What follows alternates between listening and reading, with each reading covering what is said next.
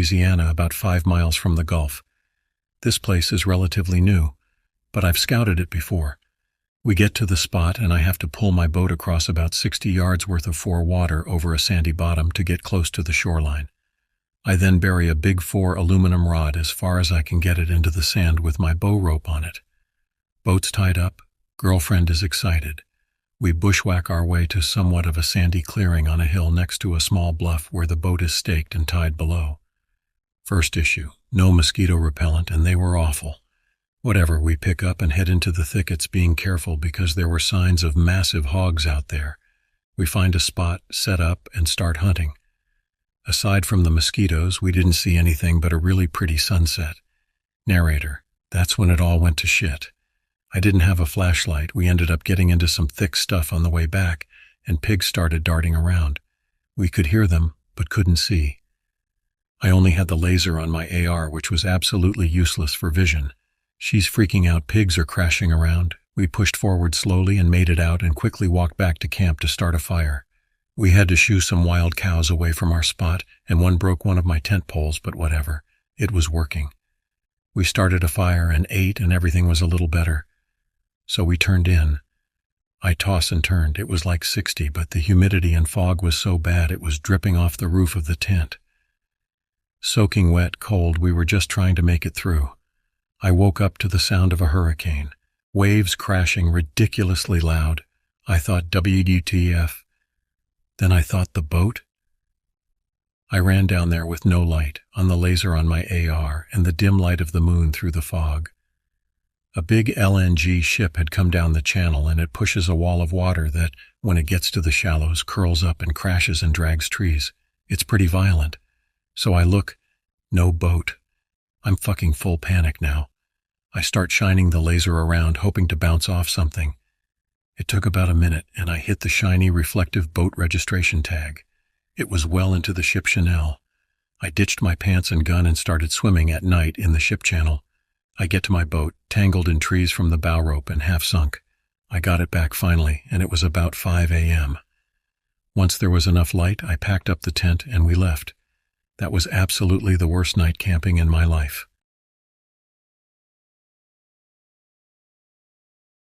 A few years back, I decided to go camping with about 10 other friends at Snively Hot Springs in eastern Oregon on Friday the 13th, also a full moon. The trip was only a little over an hour, and I had work the next day, so I decided I wasn't going to drink much so I wouldn't be hungover in the morning. Anyways, we arrive, set up camp in a lovely spot away from everyone else, drink a lil, and head to the springs where we have an amazing time together, laughing, smiling, and making best friends soup while watching the sunset. Truly one of the most lovely experiences of my life. The majority of us decided we wanted to go on a night walk and enjoy the mountains illuminated by the full moon and the stars.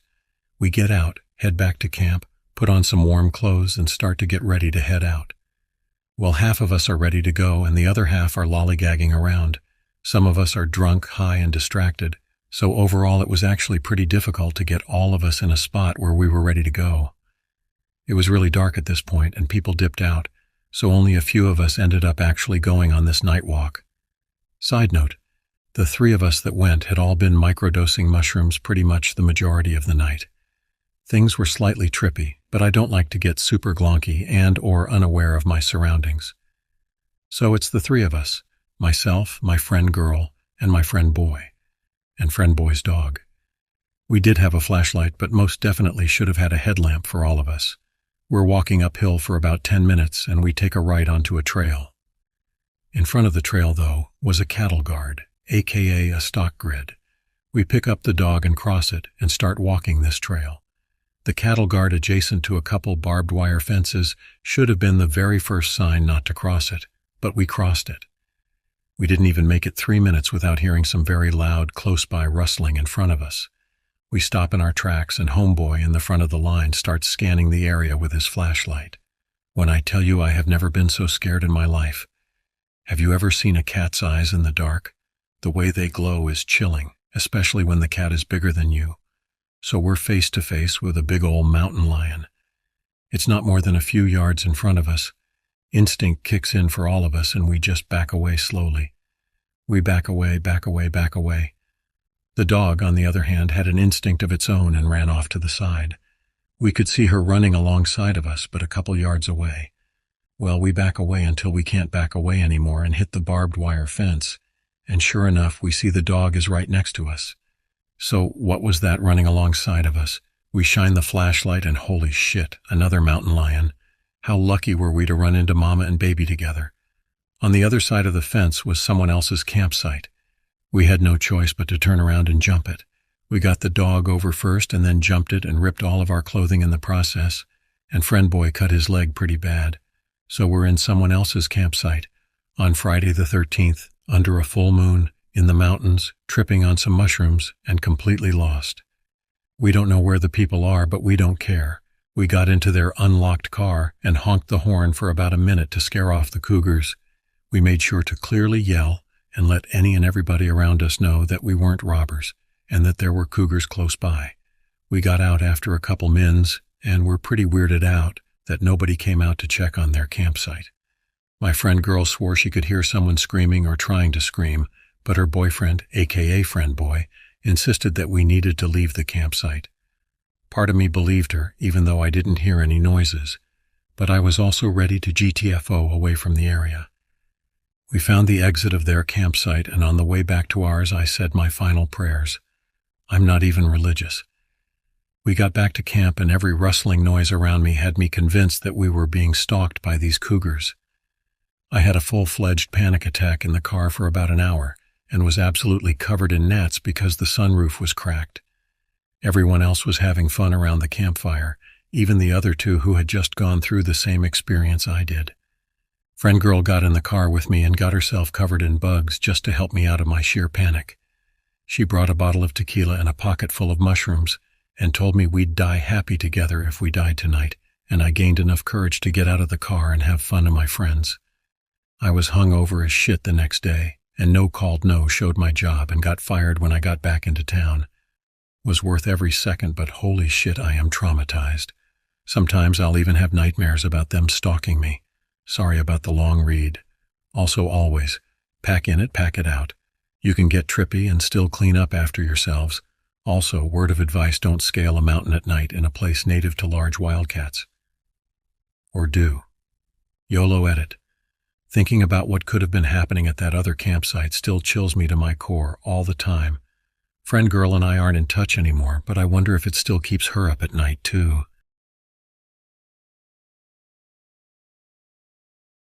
For our first anniversary, I took my husband on his first real camping trip. He's 13 years older than me, but his family had never been into it, and as an adult he just did drinking trips with his friends. We originally went to the St. Croix State Park, which turned out to be like a KOA with trees and more mosquitoes. Got a sex shadow show when the people across the road from us decided to have sex in their dining tent with a lantern lit. Next day we talked to a park ranger, and after explaining what we were looking for in a campsite, she recommended we go to the state forest instead, gave us a refund on our remaining nights and directions to the camping area. It was exactly what we wanted, and about 25 miles into the forest. We got set up and made something to eat. Afterwards, my husband got to work making a cleaning stick. This involved swinging his knife at the end of the stick he was holding. My husband being adamant about knife safety, this seemed odd to me. I asked him if this was dangerous, to which he said, "A little." I asked if he was worried about getting hurt. He replied, "Not really," and promptly swung the knife into his left pointer finger. His knives are extremely sharp. I jumped up, grabbed the first aid kit, cleaned and butterflied the wound. I suggested going to the hospital, but he wouldn't hear of it because he hates hospitals. The nearest one was about 50 miles from the town that was 25 miles from our campsite, and he didn't want to ruin the trip. He busted his wound care open a few times. After the fourth time, I told him that if it happened again, we were going to the hospital because the accumulated blood loss was getting to a level I wasn't comfortable with. He said no, and explained that he just kept forgetting and bending his finger. I looked around the tent, grabbed an empty cigarette pack, he smoked back then, tore it apart, folded up a section, covered it from end to end with waterproof tape from the first aid kit, and taped it to his finger. 2 days later, we go home just in time for him to get ready and go to work as a security guard at Regions Hospital. He takes all the wound care off in the car right before walking into work. During his shift, the head nurse of the hospital came into where he was doing a patient watch. He asked her if she minded taking a look at his finger, after already telling her that he went camping deep in the woods for his anniversary. She was amazed at how well it was taken care of and asked him who did it, so he explained that I had and told her the details. She told him that I would make a great ER nurse because of how well I kept my head, and said that if I ever wanted to go to school for it, she would sponsor me. I never pursued it, but it still makes me proud to know I did that well. He has a small scar but never lost any ability to use that finger.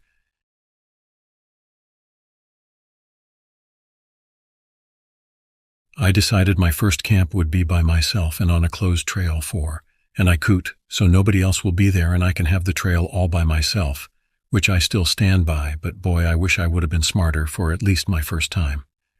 I went on a closed hiking trail in California with a bunch of overly heavy gear.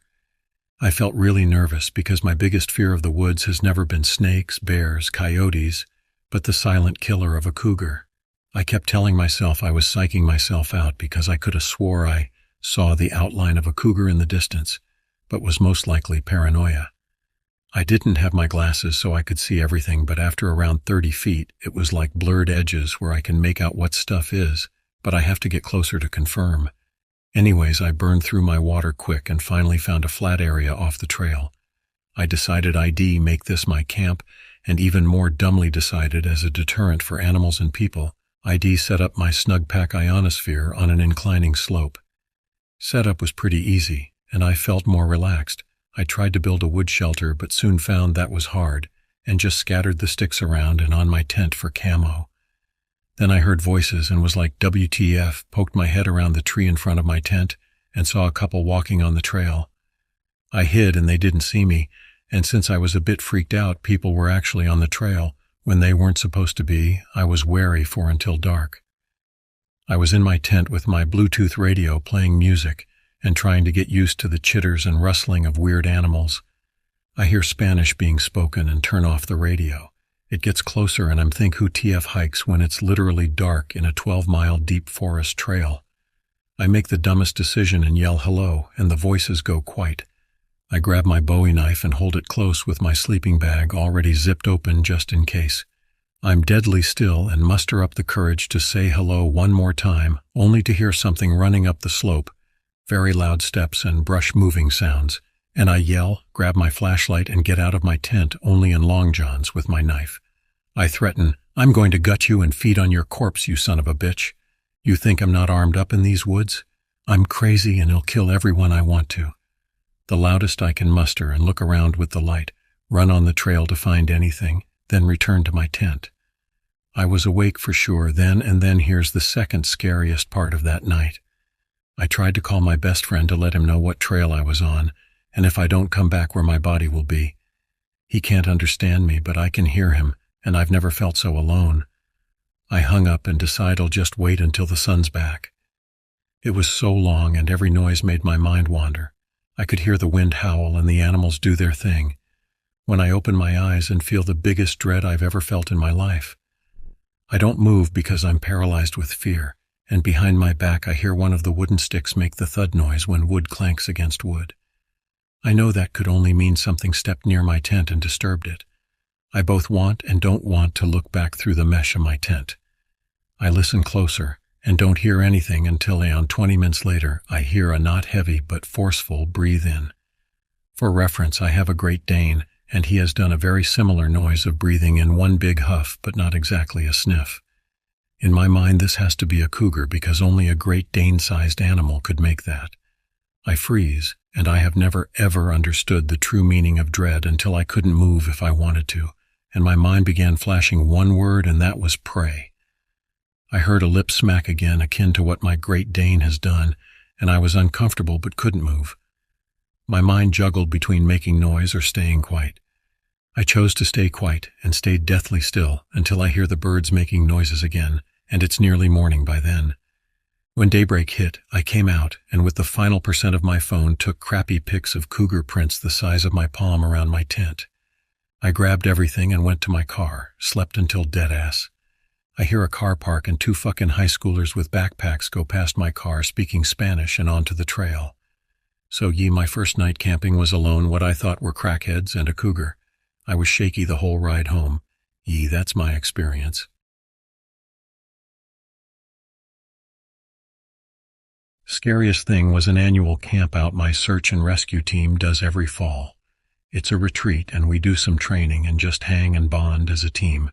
Well, we were doing night training and my dog, who was trained for cadaver and man trailing at the time, alerted to a scent. So we follow it deep into the darkness. We got to a slick, a creek bed, and I had a terrible fall. I slid to a small cliff and off it, broke 2 ribs and concussed.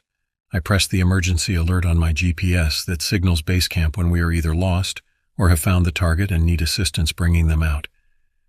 Well, my dog vanishes on me, and I hear footsteps a time later and a super creepy random guy starts talking to me. Talks about how often people end up in the creek, how often people die because of a sudden flood during hurricane season or tornado season. Just something really off about the dude. He started to look for a safe way down into the creek. Mind you, I'm barely able to breathe, let alone put up much of a fight. Then I hear it. My dog is part Aussie, and Aussie talks at us to communicate. It's a series of trills, a woos, rolled a roos, and different barks. He's using his hurry-up, slow poke noises and is close. The guy looks off towards the noise and seems to decide to not come down to where I was. I see one of our team's other dogs first, a massive German shepherd. He's one of the softest, most sensitive dogs I know, and he immediately goes hackles up, teeth bared, growling and threat display barking at the stranger. Dude backs up away from Ranger and Brody, my dog, appears and immediately does the same. Maybe 5 steps later are 2 of my team members. One was a former Marine officer, and the other guy did MMA professionally, not UFC, but one of the other pro promotions. The guy just stares as they try to extract me from the creek. The dogs continued to escalate their threat noises at the guy.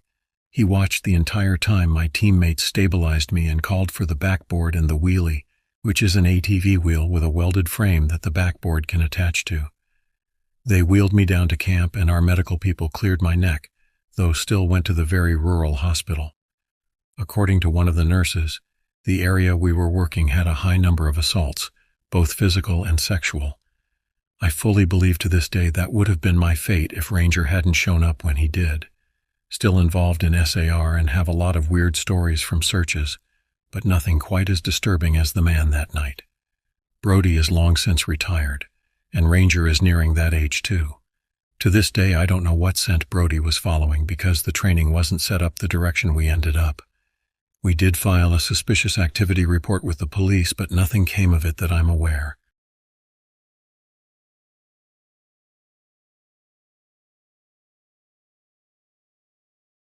It's always the quiet bits that freak me out the most. You know, when the cicadas stop chirping and the air goes so still you can hear your own heart beating in your chest. Yeah, that's where I find myself right now, and it's giving me the serious heebie-jeebies. All right, back up a little. I'm Ezra. I live for weekend road trips, taking my RV out to find some new secluded patch of woods to explore. There's something so peaceful about being out where it's just you, the trees, and maybe a chipmunk or two, or so I thought. Lately, things have been off. It started 3 weeks ago out in Sequoia National Forest. Beautiful place, towering trees, all that good stuff. First night, I hear this scratching noise outside the RV right at the corner. Figured it was a raccoon or some other critter, no big deal. Then, after I turn out the lights, I hear that scratching sound again, but this time it sounds higher up, like on the roof. I sit bolt upright in the darkness, trying to convince myself I'm hearing things. Nope, it's claws, definitely claws, scraping across the metal. That night, I don't sleep a goddamn like. It keeps up off and on. Whatever it is, it's big. Too big to be a raccoon. Next morning, I find fresh scratch marks all over the roof of the RV, deep ones. I pack up and head for home, pretending I didn't spend a good 20 minutes staring out into the trees that morning, half expecting to see a pair of glowing eyes staring back at me. I try to brush it off as a one-time thing, a weird encounter with some extraterritorial animal. But then the next trip, and the one after that, it happened again. Same type of scratches, same feeling of unease, and a new bone-chilling sound, a kind of guttural growl that sent shivers down my spine. Now, here I am, out in the remote woods of the Olympic Peninsula, trying to enjoy the solitude and failing miserably. You ever get the feeling you're being watched? That's been my whole trip so far, and it's not deer or birds watching me, it's something else. Whatever it is, it's got me spooked enough to bring the big gun. I'm talking about the 12 gauge tucked behind the driver's seat. I settle down into the evening with a book, trying to distract myself from my overactive imagination. Outside, the wind picks up, and tree branches creak and moan like they have something to say. There are no lights out here, no sign of other campers, just me, the RV, and an ever-present sense of unease settling deep into my bones. Around 10:30, I give up on reading and crawl into bed, trying to ignore that persistent feeling of dread. I'm about to drift off to sleep when I hear it, the scratching. It's close this time, like it's right outside the door of the RV. I scramble for the flashlight and throw the curtain back. Outside, the full moon casts a strange, eerie glow over the campsite, and there's nothing there. I take a deep breath and try to convince myself I'm imagining things. But no sooner does that thought cross my mind when I see it, a flicker of movement at the edge of the tree line. My pulse quickens, and the flashlight shakes in my hand. At first, it's just a shadow, dark against the darkness, but then it steps further into the light. Whatever this thing is, it's massive, standing at least 7 feet tall, hunched over with long, gangly limbs. Its fur is pale gray, almost white in the moonlight, and its skin is rough and leathery. Then it turns its head, and under the light of the moon I see 2 gleaming eyes, a bright piercing blue that doesn't look natural. It looks predatory. It lifts its head and lets out a low, guttural growl, and I swear I can see a long, forked tongue slither across its pointed teeth. The flashlight clatters to the floor, and I stumble backwards, scrambling for the shotgun behind the seat. My hands tremble as I fumble with the weapon. I hear a loud crash and the unmistakable sound of splintering wood. I don't dare risk a look, but I know it's coming inside. I have just enough time to bring the gun up. Blindly, I aim towards the noise and pull the trigger. The blast echoes through the small space of the RV, deafening me and filling the air with a cloud of gunpowder. The creature lets out a shriek, a sound that makes my blood run cold. Did I hit it? I don't know. I don't wait around to find out. I shove the gun aside, throw the RV into gear, and slam my foot on the gas. Tires spin on the gravel as the RV lurches forward, bumping over rocks and deadfall as I escape into the night. The trees race past me in a blur, and the headlights cast long shadows that move and dance eerily in my peripheral vision. I keep imagining I see that pale shape, those glowing blue eyes lurking in the darkness just beyond the light. My mind races as I drive. The shotgun feels cold and heavy in my lap, but I'm too scared to put it down. I can still hear that unearthly shriek echoing in my ears, and somewhere, deep down, I know it's following me. I spend what feels like hours driving through the darkness, never slowing down, never risking a glance in the rearview mirror. Eventually, I see the flicker of streetlights ahead and burst onto a winding stretch of highway. The sight of other cars brings a rush of relief. I'm not alone anymore. I drive until the sun starts to peek over the horizon, finally pulling into a gas station near a small town on the Oregon coast. The bright fluorescent lights feel strangely comforting after the darkness of the woods. I buy myself a cup of terrible gas station coffee and collapse into a chipped plastic booth in the corner. My whole body shakes, and I can barely take a sip of the coffee without spilling half of it. I sit here for a long time, watching the sun rise and trying to process what the hell just happened. I tried to convince myself it was just a bear, a really big messed up bear, that maybe the moonlight and the stress warped its appearance, made me see things that weren't there. But I know that's not the whole truth. It moved too fast. It looked too unnatural. Those eyes. I dig my phone out of my pocket and start making calls. First to the police, I tell them I was attacked, that something damaged my RV out in the woods, that I fired a couple of shots to scare it off. They're not thrilled about the illegal weapon discharge, but they promise to send someone to investigate the area. My next call is to a tow company. Getting that battered RV out of the woods feels like the first step towards reclaiming my life after this nightmare. I end up spending the rest of the day in that gas station, drinking bad coffee, and trying to avoid eye contact with the locals who keep darting curious glances at this jittery mess of a man clutching a shotgun. It's late afternoon when a ranger arrives. Turns out they found the remnants of my campsite. I tell him what little I'm willing to reveal. Something big messed up my rig out in the woods, probably an animal. He nods slowly, taking notes. He doesn't believe a word of it. I can tell it in his eyes. But he's seen some messed up things in the woods over the years, and knows better than to push. Have you heard any other reports about something like this? I try to sound casual, but my voice is strained. He rubs his face and glances at his notes. There was a missing persons case a few weeks back. Hiker up around the north end of the park. We searched for a week but found no trace. You think he trails off, giving me a hard look. I shake my head. I don't know. Honestly, I'm not sure what I saw. My own words feel hollow. What I saw, that thing, it could easily have taken a man. The ranger doesn't say anything, just grunts and heads out. I stay at the gas station until the tow truck arrives late that night. It's slow going getting the RV back to Portland, and we don't reach the city until well past dawn. I pay the driver extra to help me get the RV into the storage lot. Then I catch an Uber home, collapse into my own bed, and sleep for a solid 15 hours. When I wake up, the world feels a little less shaky. I spend the day making calls to insurance adjusters and body shops. My story sticks. Something damaged the RV. I fired a few shots to scare it off. I never mentioned the creature. Who would believe me? In the weeks that follow, I start to second-guess myself. Could it have been some kind of escaped exotic animal? Some mountain lion that's lost its fear of humans? But those teeth, that tongue, and there's no animal that moves like that. I find myself scouring the internet, reading every old news article, every crackpot blog post about cryptid sightings in the Pacific Northwest. That's how I learn about them. The Nalapicum. The stories describe a creature that hunts the dense forests of the region, preying on those who dare venture too far from civilization. It walks on two legs but looks like no human ever seen. Tall, pale, with eyes that flash an impossible blue. They say it's malevolent and that there's something in its presence, something that makes your blood run cold and your instincts scream danger. As soon as I read it, I know. There's my monster. There's a name for the thing that stalked me in the woods. I'll never be able to prove it. But then again, maybe it's better that way. Because if there's one Nalapicum out there, who knows how many others are lurking in the shadows just waiting for their next victim.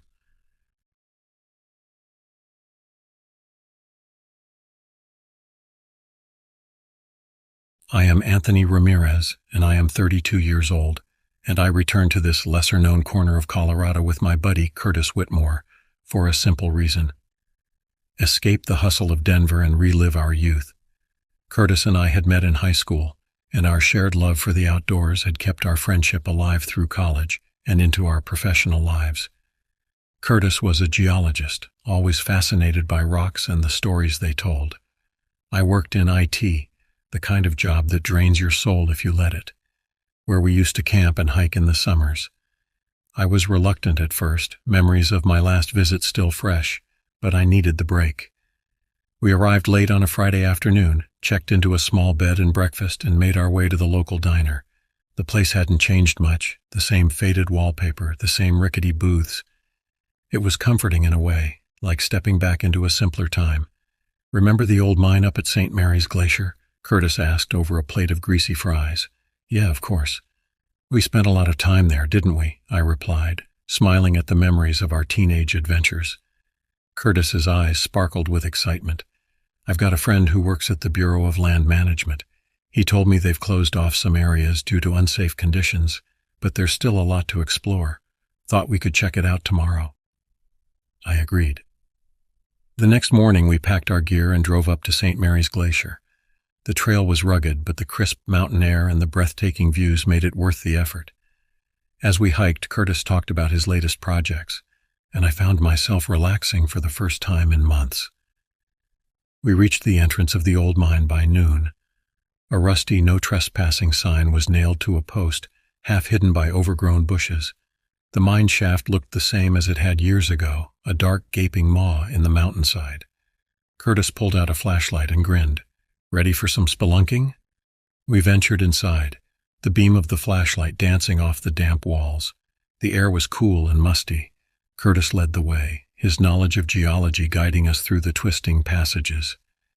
We reached a large chamber where the ceiling had partially collapsed, and the floor was littered with debris. Curtis was examining a rock formation when we heard it, a sound like the crunching of gravel underfoot. We froze. "Did you hear that?" I whispered. Curtis nodded, his eyes wide. Probably just an animal, but it wasn't. The sound grew louder, closer. We backed away slowly, but it was too late. Something emerged from the shadows, a figure hunched and grotesque. Its eyes glinted in the flashlight's beam, and a primal fear gripped me. I couldn't move, couldn't think.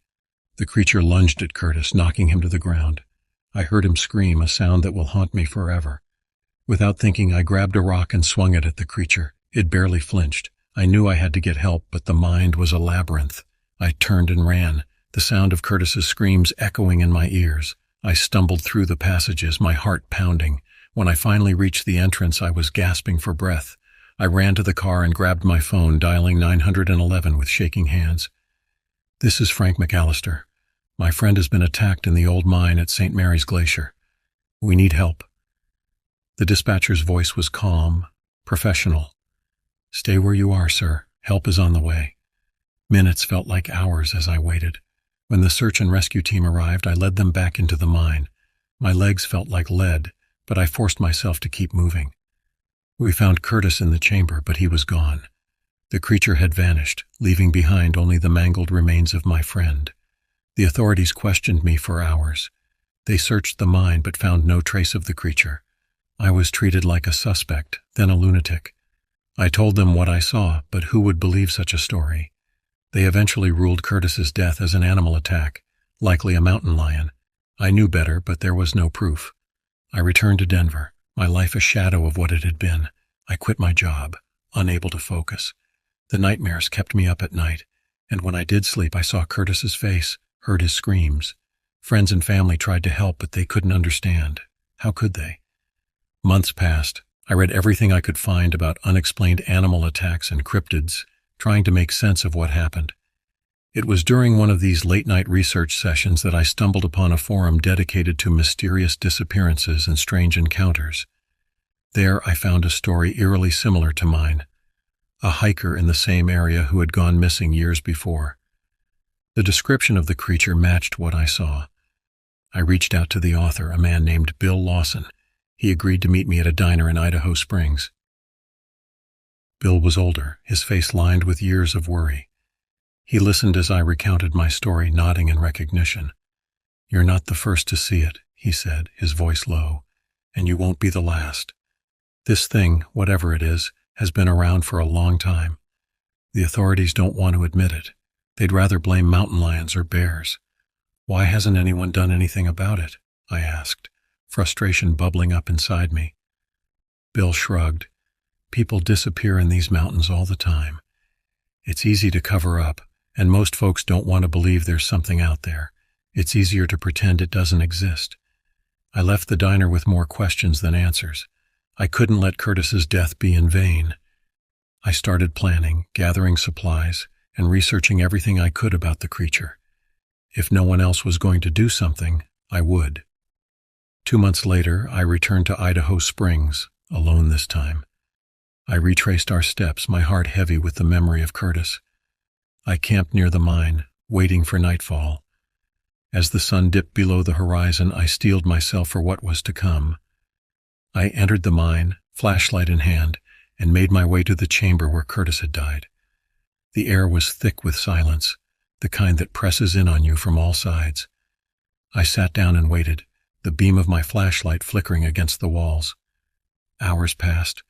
Just as I began to doubt myself, I heard it, the same crunching sound.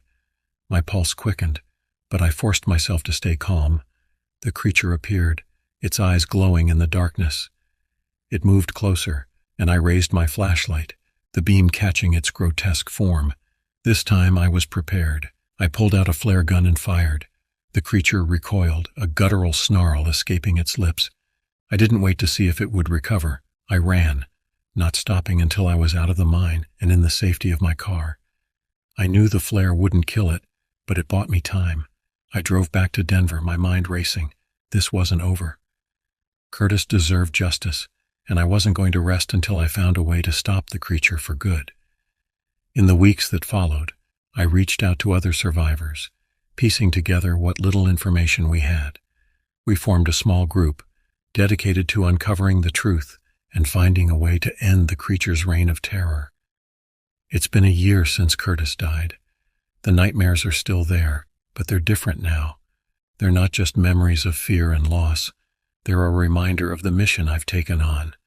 Idaho Springs might be a lesser-known corner of Colorado, but it's home to something ancient and dangerous. And as long as it's out there, I'll keep fighting. We're not heroes. We're just people who've seen the truth and can look away. The authorities still deny anything unusual, but we know better, and we're not giving up. Curtis's death won't be in vain. One day we'll find a way to stop it. Until then, we keep searching, keep fighting, and keep hoping that justice will prevail. And as I sit here writing this, I can't help but think about the countless others who've encountered the creature and lived to tell the tale. We're all connected by this shared experience, a bond forged in the depths of fear and loss. And together we'll keep the fight alive. For Curtis, and for everyone else who's been touched by the darkness in Idaho Springs.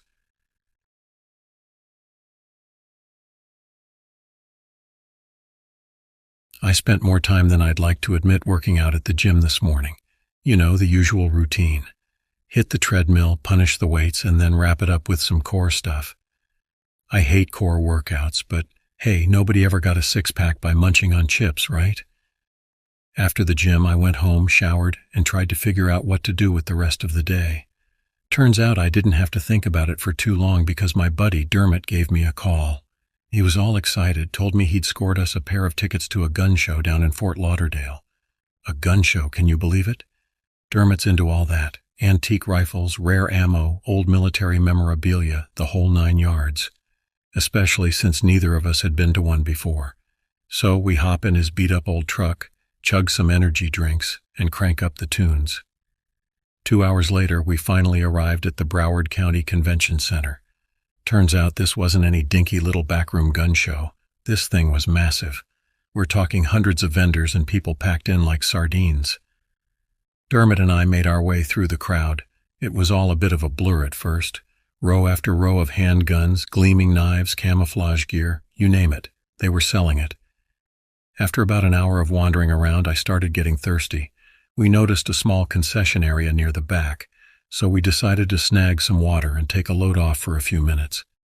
Dermot was on the phone with his wife, trying to figure out what kind of antique lampshade she had wanted him to bring home, so I found a bench and sat down to people watch.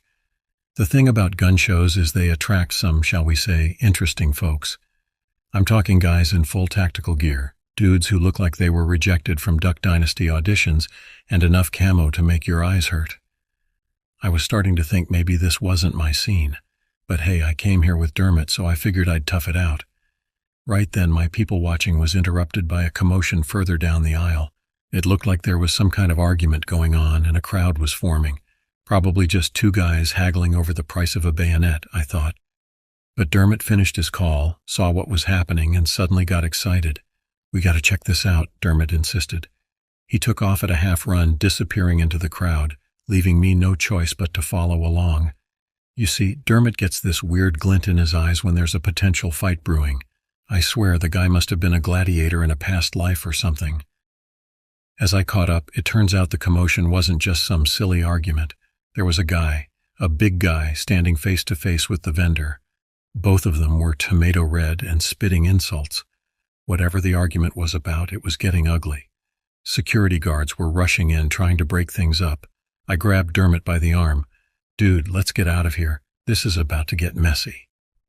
But Dermot wasn't giving up his front row seat. I recognized that guy. I blinked. Recognize who? The big dude. He's Tyson, the tank, Malone, ex-MMA fighter, kicked out for going too far in the ring. Then Dermot started grinning like a kid on Christmas morning. Holy crap, this is gonna be good. The security guards had finally managed to separate Tyson from the vendor. Tyson was still shouting and trying to shove the guards away. It looked to me like this guy was seriously ready to throw down, which meant anyone nearby was in danger. I started to feel that creeping sense of unease you get when you know something bad is about to happen. I could practically feel the tension in the air. Just then I spotted a flicker of movement out of the corner of my eye, something coming from the back corner of the convention center. It moved fast, almost too fast, and it definitely wasn't human. A jolt of fear shot through me as I realized what I was seeing, some sort of creature hunched low to the ground. It had too many limbs, too many angles, too much wrongness. It seemed to slink through the shadows, getting closer and closer to the crowd focused on Tyson. Panic surged through me. I wanted to scream, to warn everyone, but the words wouldn't come out. People went about their business, completely oblivious to the danger creeping towards them. My mind scrambled for a weapon, something to defend myself with. This wasn't a deranged ex-fighter we were dealing with. It was something else entirely.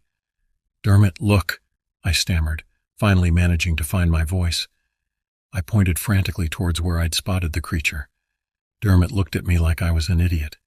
"Dude, what are you on about? Chill out. The show's about to start over here." Just then, I saw the creature lunge out of the shadows, a tangle of twisted limbs and glistening fangs. It latched onto the nearest person, a man admiring a vintage rifle. Before anyone could react, it dragged him to the floor, disappearing into the darkness under the tables. I could hear the man scream, then an awful gurgling sound. Everyone around me froze, their expressions shifting from confusion to outright terror. Some people ran, but others seemed paralyzed by shock. The creature didn't waste any time. It erupted again, snatching a woman trying to flee. Blood splattered everywhere, the air filled with more screams. Everyone panicked. People stampeded in all directions, trampling anything and anyone that got in their way. I ducked under a gun display table, narrowly avoiding getting run over. I needed a way out. I risked a glance over the table. Tyson had spotted the creature and was doing what he did best. With an enraged roar, he charged the monstrous thing, fists swinging. His first few punches seemed to connect. I saw the creature stagger momentarily, but then it recovered, lashing out with razor-like claws. With a sickening ripping sound, Tyson staggered back, blood gushing from his side. I looked away, unable to watch. He never stood a chance. I scrambled out from under the table, my heart pounding a mile a minute. People were fleeing towards the exits, but there was a bottleneck forming, everyone trying to shove and push their way through the doors. It wouldn't be long before that creature made its way over to them, trapped like rats. Then I saw it, just behind a stack of gun cases. There was a back door marked "Emergency Exit Only." I didn't care about the sign. I just knew I needed to get out. I dodged through the crowd, dodging a clawing hand that I'm pretty sure didn't belong to any human. Finally, I reached the door and yanked it open. The fresh air hit me like a splash of ice water. I bolted out the back door and into a cramped parking lot. I didn't stop, my legs working on autopilot. I knew I needed to get away, to put as much distance between me and that nightmare as possible. I heard a scream behind me and my blood ran cold. I knew that terrible sound. I'd never forget it. Without thinking, I took a sharp turn behind a dumpster and crouched low. My heart was beating so fast I thought it might explode. I listened, holding my breath, straining for any sound of pursuit. Just when I thought the coast was clear, I heard it, a rustling sound from the back alley, getting closer. Crap, that thing must have followed me out. My mind raced, searching for somewhere to hide, some way to defend myself. Then I saw it, an old beat-up van, doors wide open. I dove inside and rolled underneath one of the seats, praying it was enough to keep me out of sight.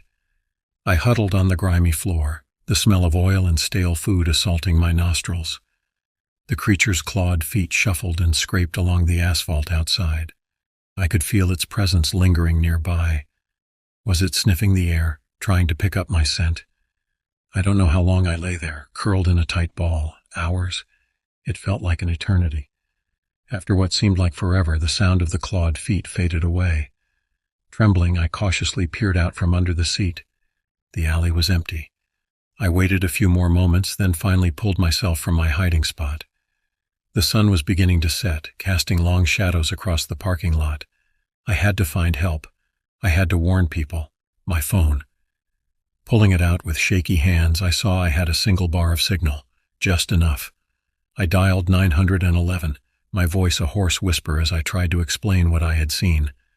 The dispatcher predictably thought I was a crank caller, some idiot making a sick joke. But I kept talking, pleading with her to believe me. Eventually, she agreed to send a patrol car out, probably more to shut me up than anything else. As I waited, it occurred to me who was going to believe this story. Me, a regular guy on his way home from the gym, claiming he saw some kind of monster attack a convention center. They'd probably lock me up in the psych ward faster than you could say. Delusional. I sighed. Even if I did manage to convince anyone, would they even be able to stop that thing? Just then I saw the flashing blue and red lights. Relief washed over me. I flagged down the police car, a jumbled mess of words spilling out of my mouth.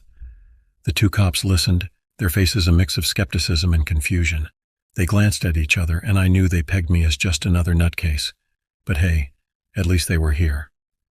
We went back towards the convention center. As we got closer, the true horror of the situation became clear. Emergency vehicles were everywhere, more cops, fire trucks, ambulances.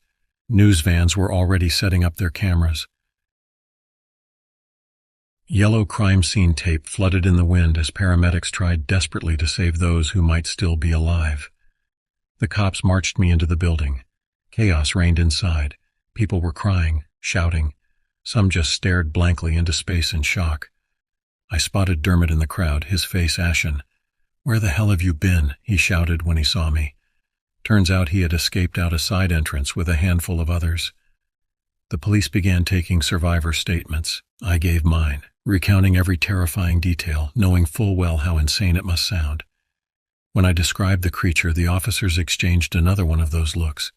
They humored me, nodding along patiently, but it was clear they thought I'd lost my... Then it was my turn to question them. "Did you find it? Did you catch that thing?" The older of the two cops hesitated. "We've found something," he said slowly. He led Dermot and me further into the building through clusters of stunned survivors and forensics teams collecting evidence. They stopped in front of what had once been the gun show's snack area. It was a scene of utter devastation, smeared with blood and gore. And there, in the center of the wreckage, lay the creature. It was dead, that much was obvious. Its twisted limbs were sprawled awkwardly, and there were several bullet holes in its once formidable body. My eyes locked with the creature's dead gaze. A shudder racked my body. It was even more repulsive up close. Its skin had a greenish, leathery texture, and too many shark teeth lined its maw.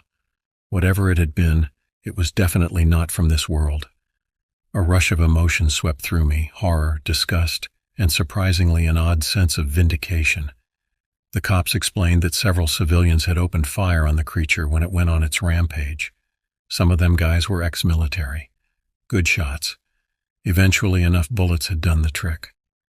In the days that followed, the story hit the national news, as you'd expect. The official explanation was a gas leak, a mass hallucination brought on by panic and hysteria. A few survivors who tried to tell the truth were dismissed as mentally unstable or attention-seeking. Nobody was buying the monster theory, and I couldn't blame them. If I hadn't seen it for myself, I went back to my normal life, or as normal as it could be after something like that. I told myself I should feel lucky to be alive, but survivor's guilt gnawed at me. All those people, it shouldn't have happened, and part of me worries it will happen again. There might be more of those things out there, lurking in the shadows, waiting to strike. I flinch at every unfamiliar noise in the night. They call me crazy, but that's because they haven't seen what I've seen.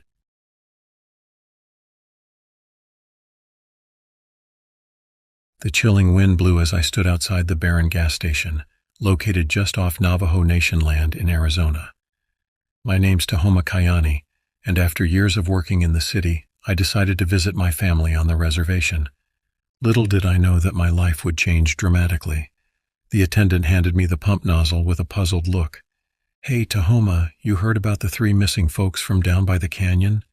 They ain't found them yet, and something doesn't seem right." I shook my head, uneasy with the news. My close-knit community usually kept track of all our members. Returning to my car, I heard rustling in the nearby woods and felt an instinctual shiver down my spine. Dinner with my family consisted of chattering about jobs, relationships, and local gossip. Casually mentioning the missing people sparked concern among them. Shared stories about an old legend, a creature that preyed on those who ventured too far into its territory. 1 week later, I worked up the courage to explore the canyon where those folks had gone missing. Heavily armed and cautiously trekking through dense vegetation, I made it to an abandoned campsite.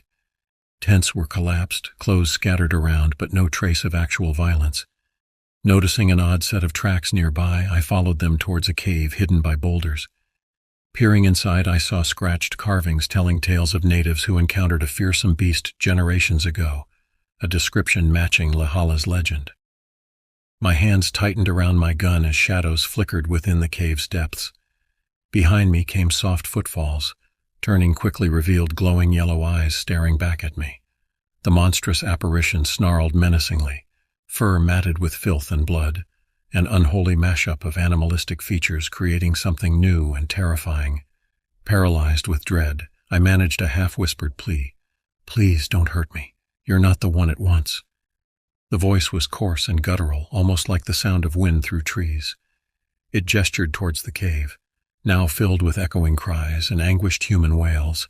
Panic-stricken, I retreated only to hear another whisper in the darkness.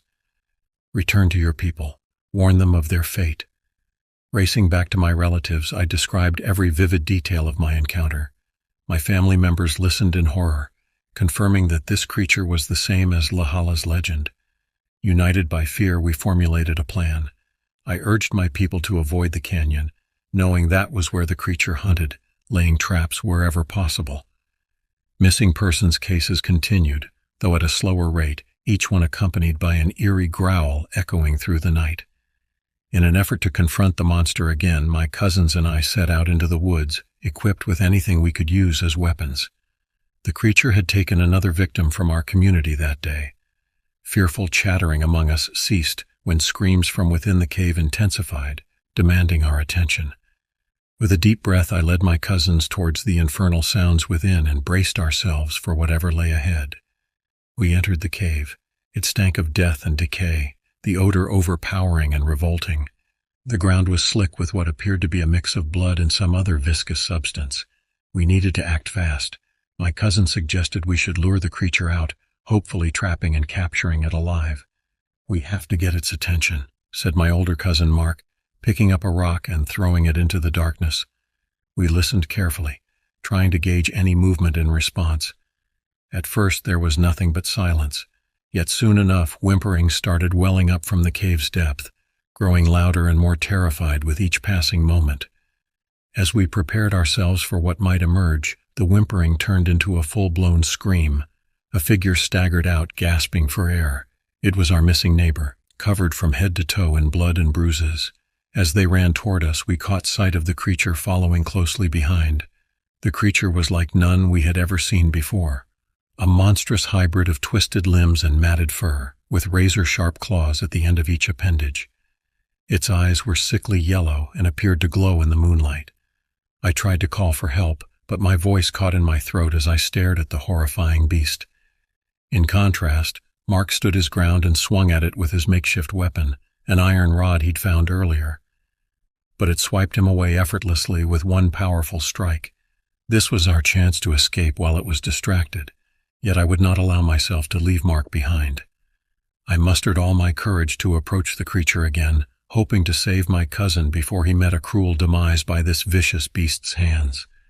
As I raced against time to save him, my relative turned teammate.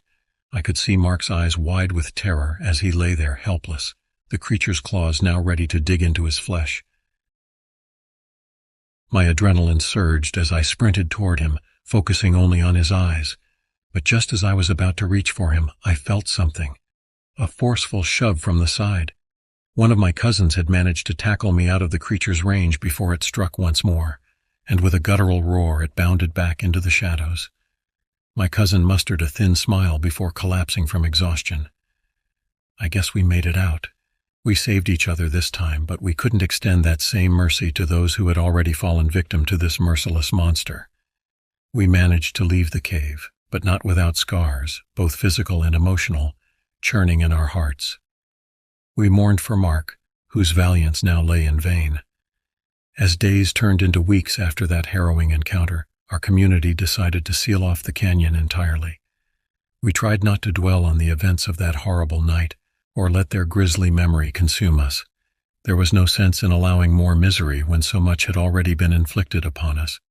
One day, while rummaging through some old books and articles about nearby areas and their inhabitants, I stumbled upon something intriguing, a possible explanation for that nightmarish beast. In these records of local species and animal behavior research, it appeared someone had made an obscure notation about an unknown and rare animal. They referred to it only as the chimera. Though none of their descriptions matched exactly what we witnessed that night, and no one could discern its origins or true nature. Little by little I pieced together what had happened. Our previously believed legend was actually an obscure reality very few people knew about. As time passed, though we never forget what happened, we continued on with our lives. Sometimes during those quiet nights when the wind rustles through the trees, I swear I can almost hear the growl of that monstrous creature echoing through the canyon. We managed to survive, scarred forever by our experience, but always knowing deep down that somewhere not all too far away, the truth was lurking, and maybe someday it would return again. I got the night watchman gig at the old Tri-County storage facility about a month back. Honestly, dudes, I know it's not the most glamorous job around, but the pay was all right for minimal work. I mean, most nights it's just me and the crickets, watching reruns on the fuzzy screen TV in the back office. A little creepy maybe, being all alone in this massive place, but hey, beats flipping burgers for sure. One Tuesday night, a couple of weeks in, I settled down to catch some old Simpsons episodes, thinking the usual, boy, do I feel sorry for whoever's stuff this is. You got your forgotten childhood toys, dusty boxes of old clothes, and sometimes things a little more personal, you know. Like one time I found a stack of those yellowing romance novels with the cheesy covers inside a weathered cardboard box. I had a good chuckle about it, tossed them back in, and went on with my evening. Anyhow, it's about 2 in the morning, I'm getting drowsy, when I hear a noise that snaps me awake. It's faint, like metal scratching against concrete. Figured it must be the wind outside messing with a vent or something. Whatever it is, it stops after a moment. I start to get back into the show, even though the whole place feels a little more on edge now. Another half hour passes, and bam! There it is again, definitely louder this time. I get up, grab my flashlight, and slowly start heading down Bay C. Now these storage units aren't big, more like glorified closets than garages. Still, walking the long hallways with just my flashlight beam cutting through the darkness gives me the willies. I scan each door as I go, everything locked up tight, nothing seeming out of the ordinary. Near the end of the row, the sound repeats, closer this time. It puts me on high alert and I freeze, heart pounding. I swing my flashlight around and there it is, a faint movement slipping behind a closed storage unit door. My first thought is there's a damn raccoon that got trapped in someone's stuff. I swallow hard, raise the flashlight like a weapon, and inch towards the door. The noises grow louder, scratching, scrabbling, something heavy thumping against the metal. I get one hand on the handle, and with a deep breath I yank it open, ready to shine the light on a trash-stealing rodent. But it ain't no raccoon. What stares back at me is like nothing I've ever seen before. The creature crouches low to the ground, its skin mottled like a diseased tree, gray and wrinkled. Its arms are long, way too long, with gnawed hands and claws that seem to drip with some kind of black gunk. The head, God, the head. Its eyes are these bulging white orbs, unblinking, with no pupils, just staring through me. I freeze, paralyzed with shock. My mind races, trying to make sense of it. Is it some kind of escaped zoo animal? A deformed experiment gone loose? Whatever it is, it stares at me for a long, horrifying moment, then lunges forward with I shriek and dive backwards, slamming the metal door shut just as something slams into it with a force that rocks the hinges. It starts pounding at the flimsy barrier, its claws raking across the corrugated surface.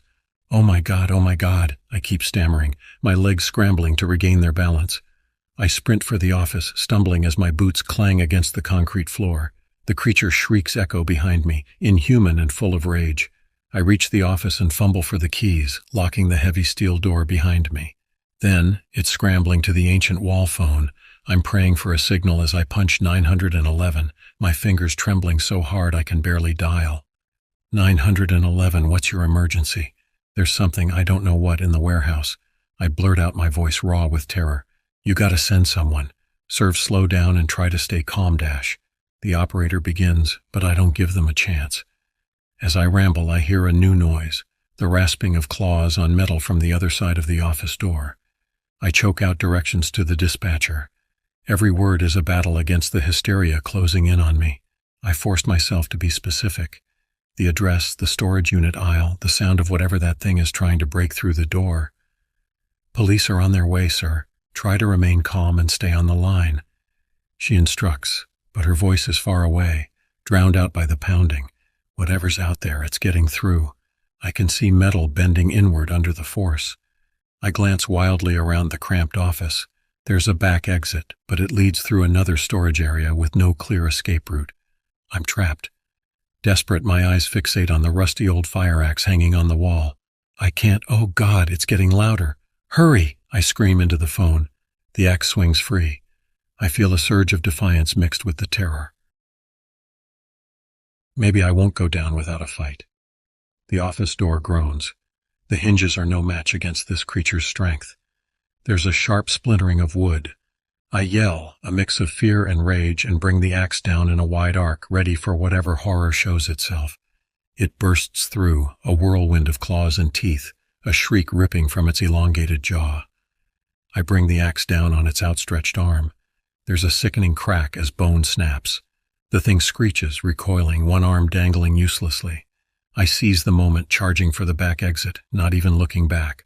Bursting through the door, I slam it shut and tear down the corridor. I have just one thought, find a damn hiding spot. I duck into a random storage unit and yank an old sofa across the opening, creating a flimsy barricade. I huddle behind it, gasping for breath, heart thundering a mile a minute. Time starts to blur. Is it 5 minutes? 10? All I hear is my own ragged breathing and the thump-thump of my pulse. I wait for something terrible to happen, for the sound of it ripping through the sofa, for it to find me, but nothing comes. Eventually my nerves can't take it. I risk peeking over the sofa, empty. No sign of that impossible creature anywhere. Did I imagine the whole thing, or did it just leave? I hear sirens coming closer then. Relief washes over me, followed by a wave of deep-seated fear. Whatever attacked me, it's still out there. The police arrive, swarm the place. It's chaos, questioning, taking statements, searching the building. They tell me they found the thing outside my office, dead. The fire axe lies beside it, embedded deep in its shattered skull. Freak accident, says one of the cops dismissively. They chalk it up to a deformed animal, maybe an aggressive dog that got loose, but I saw what I saw. They find shredded boxes, blood, that strange black gunk, evidence of the struggle, evidence of something else. They even find those old romance novels lying open.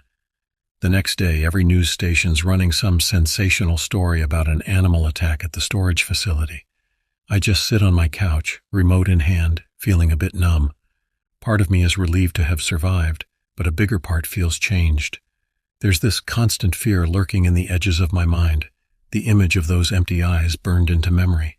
They never did find out what that creature was or where it came from. Some folks whispered about local legends, a strange Skinwalker thing haunting the outskirts of town. Others theorized about a lab experiment gone wrong. For a while I tried to find an explanation, some kind of closure. But with every dead end it grew clearer. Sometimes there are no answers. I left the night watchman gig, found another job.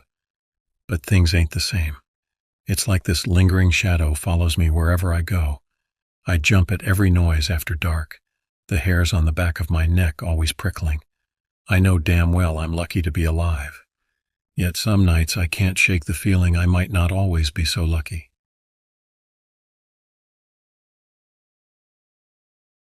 I am Matthew Diaz, and I'm 29 years old, and I returned to this lesser-known corner of Colorado with my buddy Curtis Whitmore for a simple reason: escape the hustle of Denver and relive our youth. Curtis and I had met in high school, and our shared love for the outdoors had kept our friendship alive through college and into our professional lives. Curtis was a geologist, always fascinated by rocks and the stories they told. I worked in IT, the kind of job that drains your soul if you let it, where we used to camp and hike in the summers. I was reluctant at first, memories of my last visit still fresh, but I needed the break. We arrived late on a Friday afternoon, checked into a small bed and breakfast, and made our way to the local diner. The place hadn't changed much, the same faded wallpaper, the same rickety booths. It was comforting in a way, like stepping back into a simpler time. "Remember the old mine up at St. Mary's Glacier?" Curtis asked over a plate of greasy fries. "Yeah, of course. We spent a lot of time there, didn't we?" I replied, smiling at the memories of our teenage adventures. Curtis's eyes sparkled with excitement. "I've got a friend who works at the Bureau of Land Management. He told me they've closed off some areas due to unsafe conditions, but there's still a lot to explore. Thought we could check it out tomorrow." I agreed. The next morning we packed our gear and drove up to St. Mary's Glacier. The trail was rugged, but the crisp mountain air and the breathtaking views made it worth the effort. As we hiked, Curtis talked about his latest projects, and I found myself relaxing for the first time in months. We reached the entrance of the old mine by noon. A rusty, "No trespassing" sign was nailed to a post, half hidden by overgrown bushes. The mine shaft looked the same as it had years ago, a dark gaping maw in the mountainside. Curtis pulled out a flashlight and grinned. "Ready for some spelunking?" We ventured inside, the beam of the flashlight dancing off the damp walls. The air was cool and musty. Curtis led the way, his knowledge of geology guiding us through the twisting passages.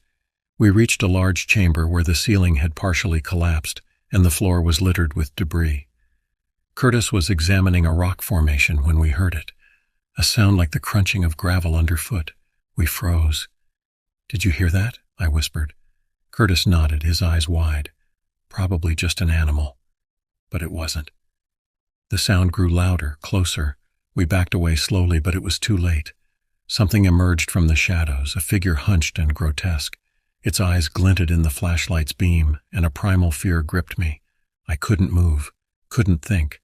The creature lunged at Curtis, knocking him to the ground. I heard him scream, a sound that will haunt me forever. Without thinking, I grabbed a rock and swung it at the creature. It barely flinched. I knew I had to get help, but the mind was a labyrinth. I turned and ran, the sound of Curtis's screams echoing in my ears. I stumbled through the passages, my heart pounding. When I finally reached the entrance, I was gasping for breath. I ran to the car and grabbed my phone, dialing 911 with shaking hands. "This is Frank McAllister. My friend has been attacked in the old mine at St. Mary's Glacier. We need help." The dispatcher's voice was calm, professional. "Stay where you are, sir. Help is on the way." Minutes felt like hours as I waited. When the search and rescue team arrived, I led them back into the mine. My legs felt like lead, but I forced myself to keep moving. We found Curtis in the chamber, but he was gone. The creature had vanished, leaving behind only the mangled remains of my friend. The authorities questioned me for hours. They searched the mine but found no trace of the creature. I was treated like a suspect, then a lunatic. I told them what I saw, but who would believe such a story? They eventually ruled Curtis's death as an animal attack, likely a mountain lion. I knew better, but there was no proof. I returned to Denver, my life a shadow of what it had been. I quit my job, unable to focus.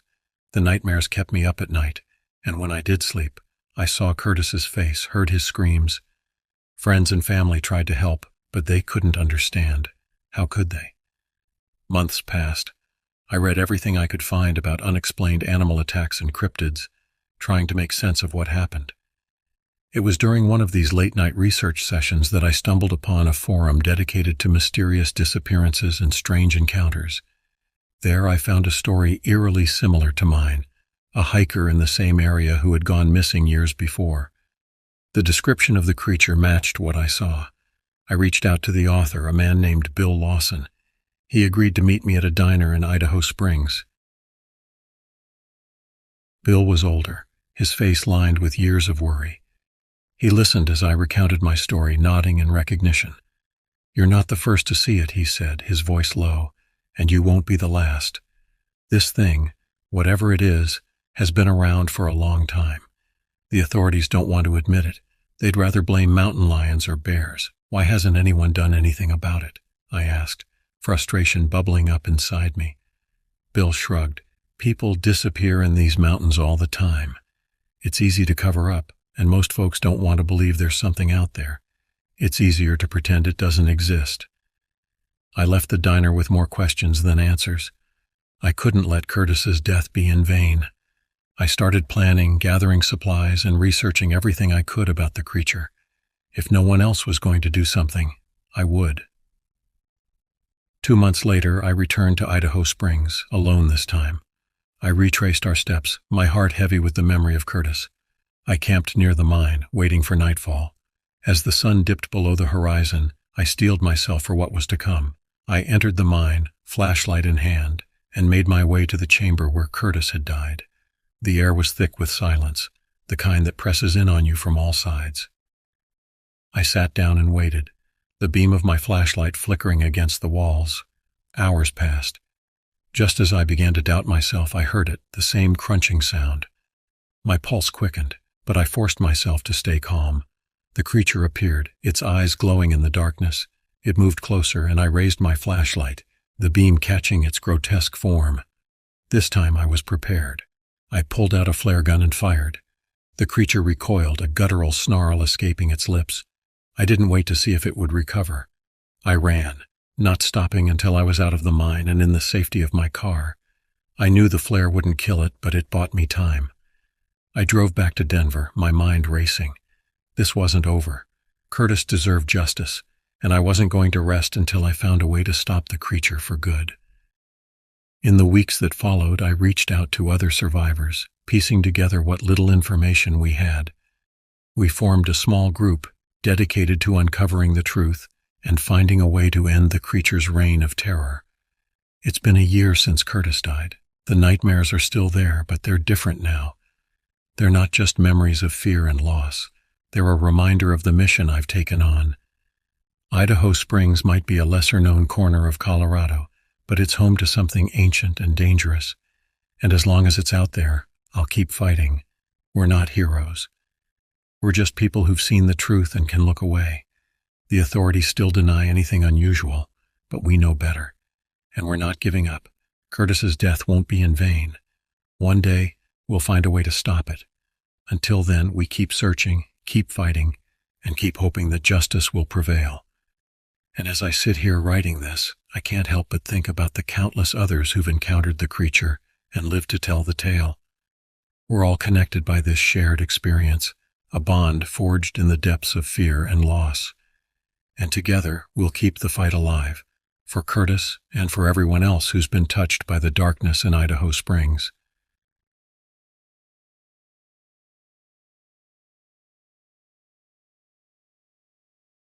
I stumbled upon something unusual in the Okanogan-Wenatchee National Forest, working as a park ranger.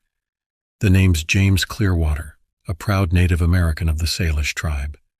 My friends teased me about my last name, joking that it sounded like a hipster water brand. Little did I know something darker awaited me in those woods. While on my usual patrol, I discovered an improvised campsite. Its sole inhabitant appeared to be a middle-aged man covered in dirt and dried blood, doubly strange due to the nearest reservation being miles away. As I approached him cautiously, he muttered fearfully about something stalking him through the shadows, yet he didn't call for help because he believed no one would come.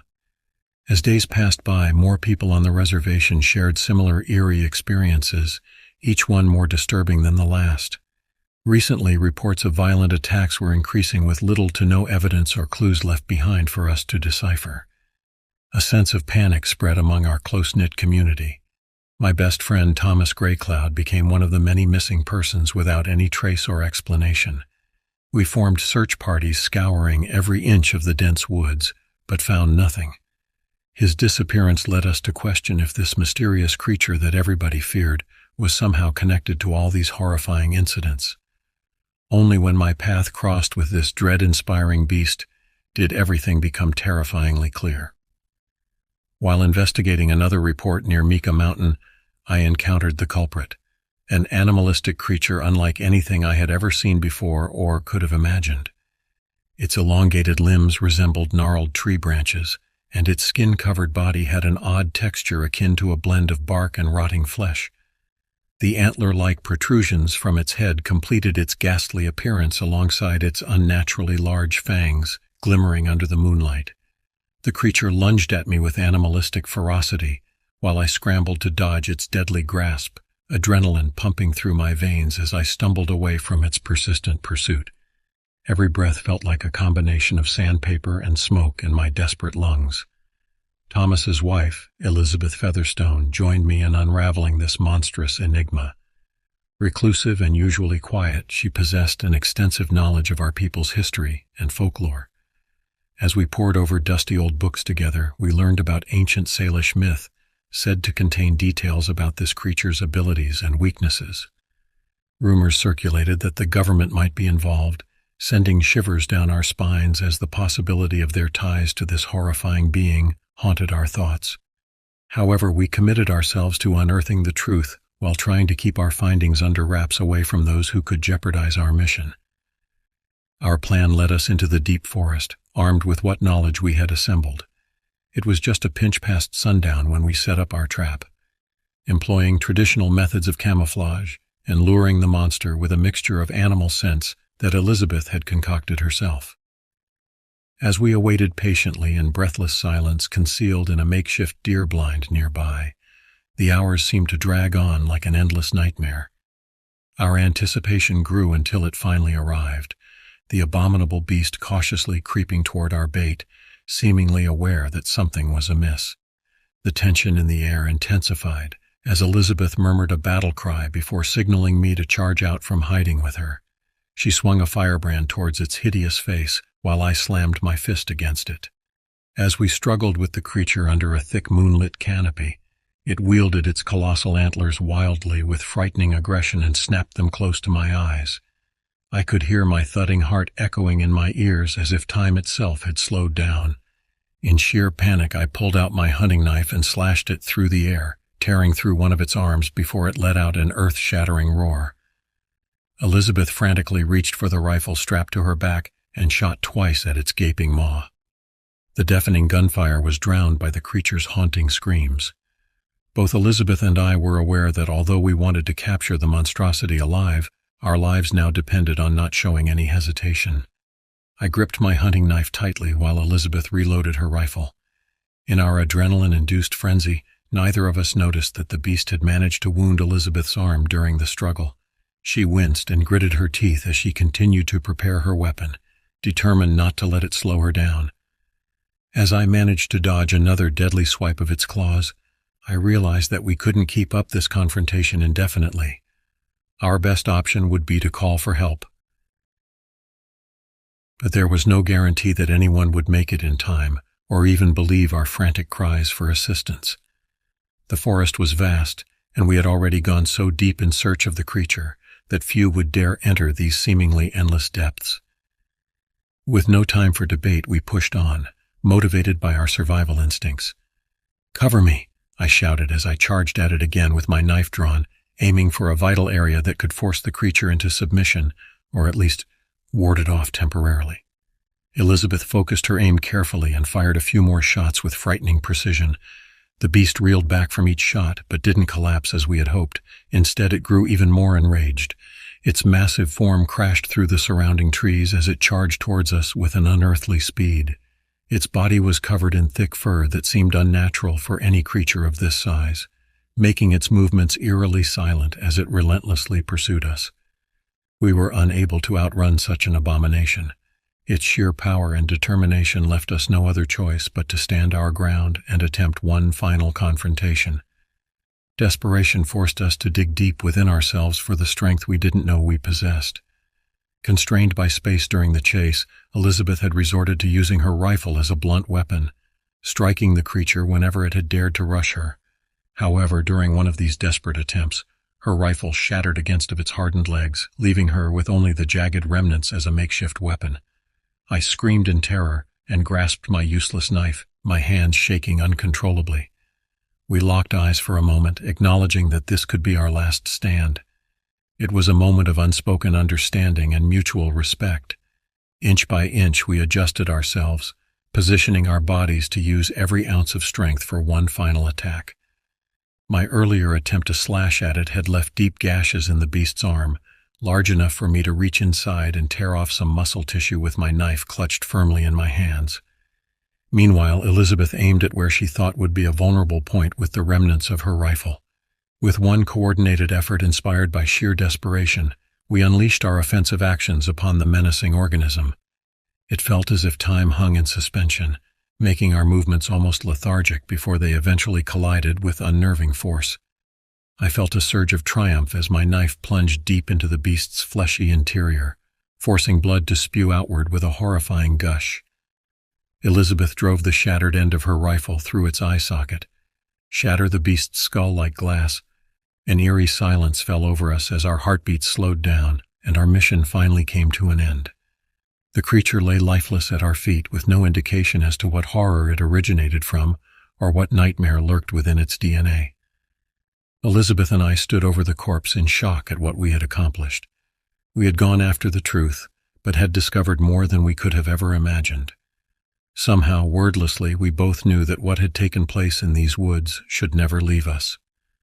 The forest gradually swallowed our secret as Elizabeth and I made our way out of its depths to reconstruct our lives.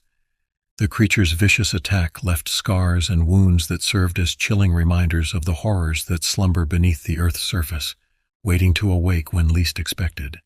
Despite the burden of knowledge resting on our shoulders, we had learned an invaluable truth: the limits of human potential when cornered by an impossible nightmare. And thus, our story remained between us, a haunting testament for eternity.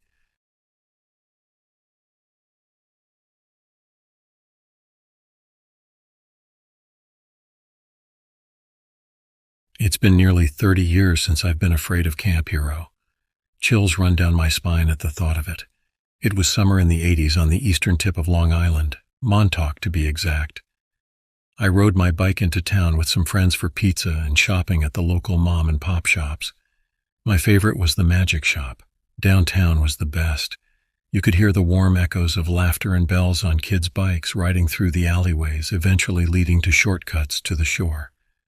The sounds of ocean waves crashing into the sand from a distance always reminded me that I was home. It was a place where you looked forward to the sound of your mother's voice calling you in as the streetlights illuminated the chalky pavement.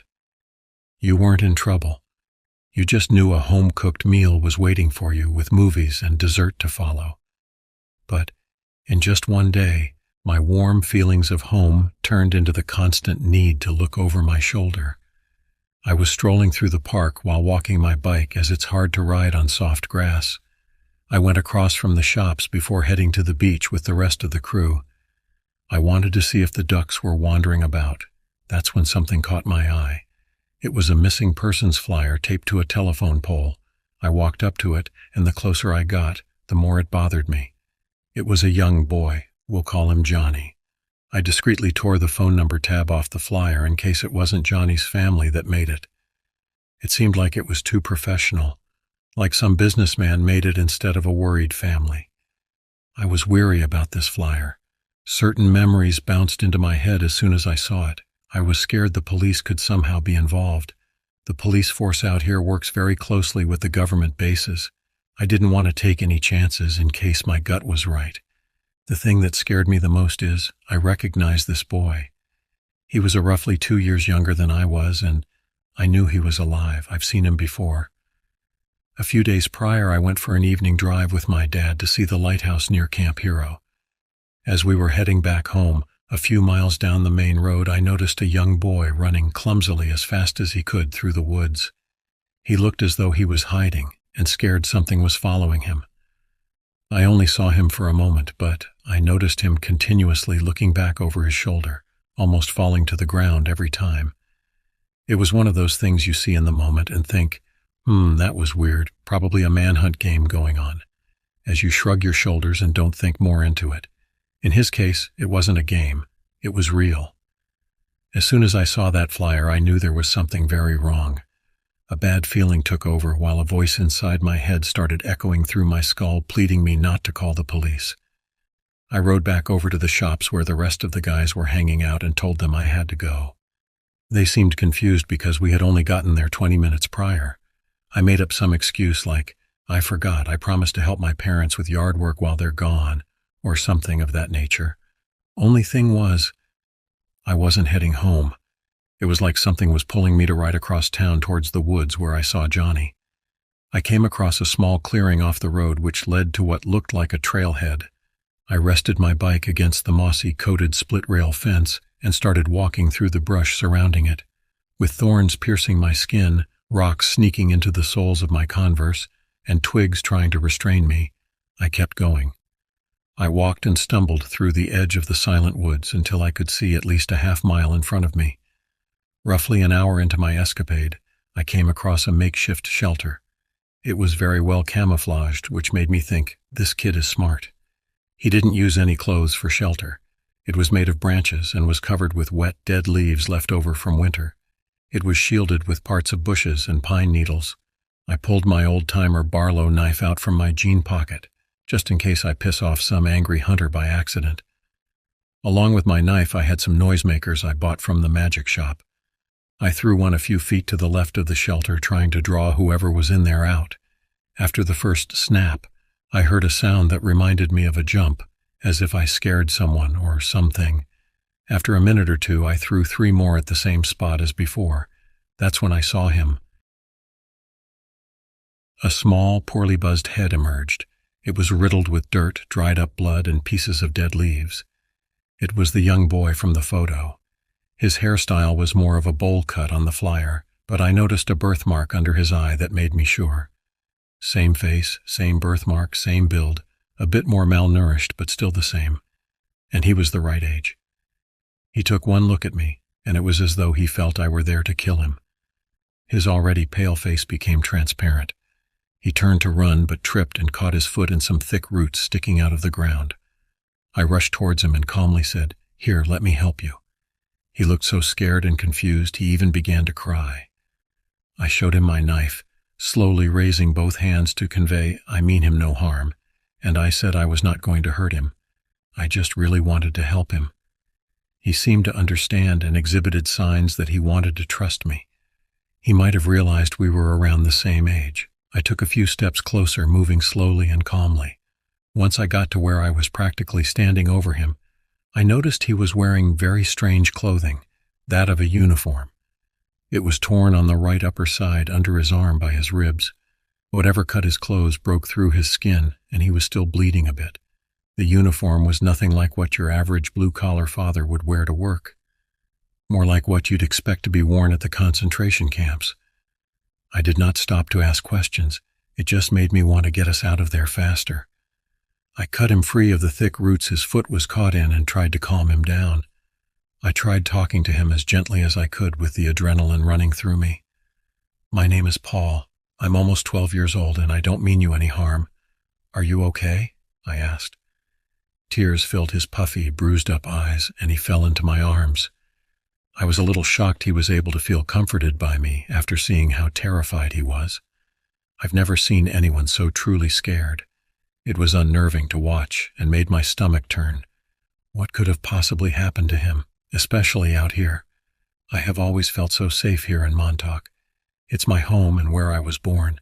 Nothing much worse than natural death or someone's cat getting stuck in a tree happens around here. Every now and again you hear about someone getting bullied, but it's always one asshole just trying to look cool. I waited about 5 minutes, letting him cry on my soaked shoulder. He was so little for a 9.5-year-old. He was so fragile. I felt like if I hugged him back, or even just gave him a few pats on the back, he would bruise or break. Wherever he was, they did not seem to care much about feeding him. Making eye contact, I pulled away slowly. I asked for his name. "Johnny," he crackled. His voice was broken as if he had spent an entire day screaming at the top of his lungs. I replied, "Johnny, can I help you? I know a safe place you can stay. Will you trust me? I can tell you've been through something horrible, and I haven't told anyone I was headed here. I just want to understand what is going on." Johnny nodded nervously as he trembled, but he seemed so desperate for something good to happen to him. "Should I call the police?" I asked nervously. "No, Johnny yelped with fear in his raspy voice. They were there too, he added. My assumptions were correct, and that made me feel better about my actions. The police in Montauk are voted into the force by the richest locals in the area. If they have family in the force, they're welcomed with open arms. It's hard to know who you can trust in a situation like this. Johnny confirming my concerns made me even more terrified of what could come of this. I showed him that I had pegs for him to hop on my bike so I could get him out of there. He fleetly turned back to the shelter, scraping his knee as he stumbled against the brush. He grabbed a small, wrinkled, and slightly torn piece of paper, carefully folding it before tucking it deep inside his shirt pocket. He hopped on the pegs, fidgeting for a few seconds, trying to figure out how to get his balance. He grabbed on for dear life as he cried out, "Go, quickly, please." I rode away as fast as I could. It took a minute for my legs to keep up with the flow of riding with extra weight. He sunk his face into my shoulder, the way you would if you were trying to hide right in plain sight, not wanting anyone to see your face. It felt like we were flying through the hills of Montauk, my hair flying crazily in the wind as I lose my stomach with every dip.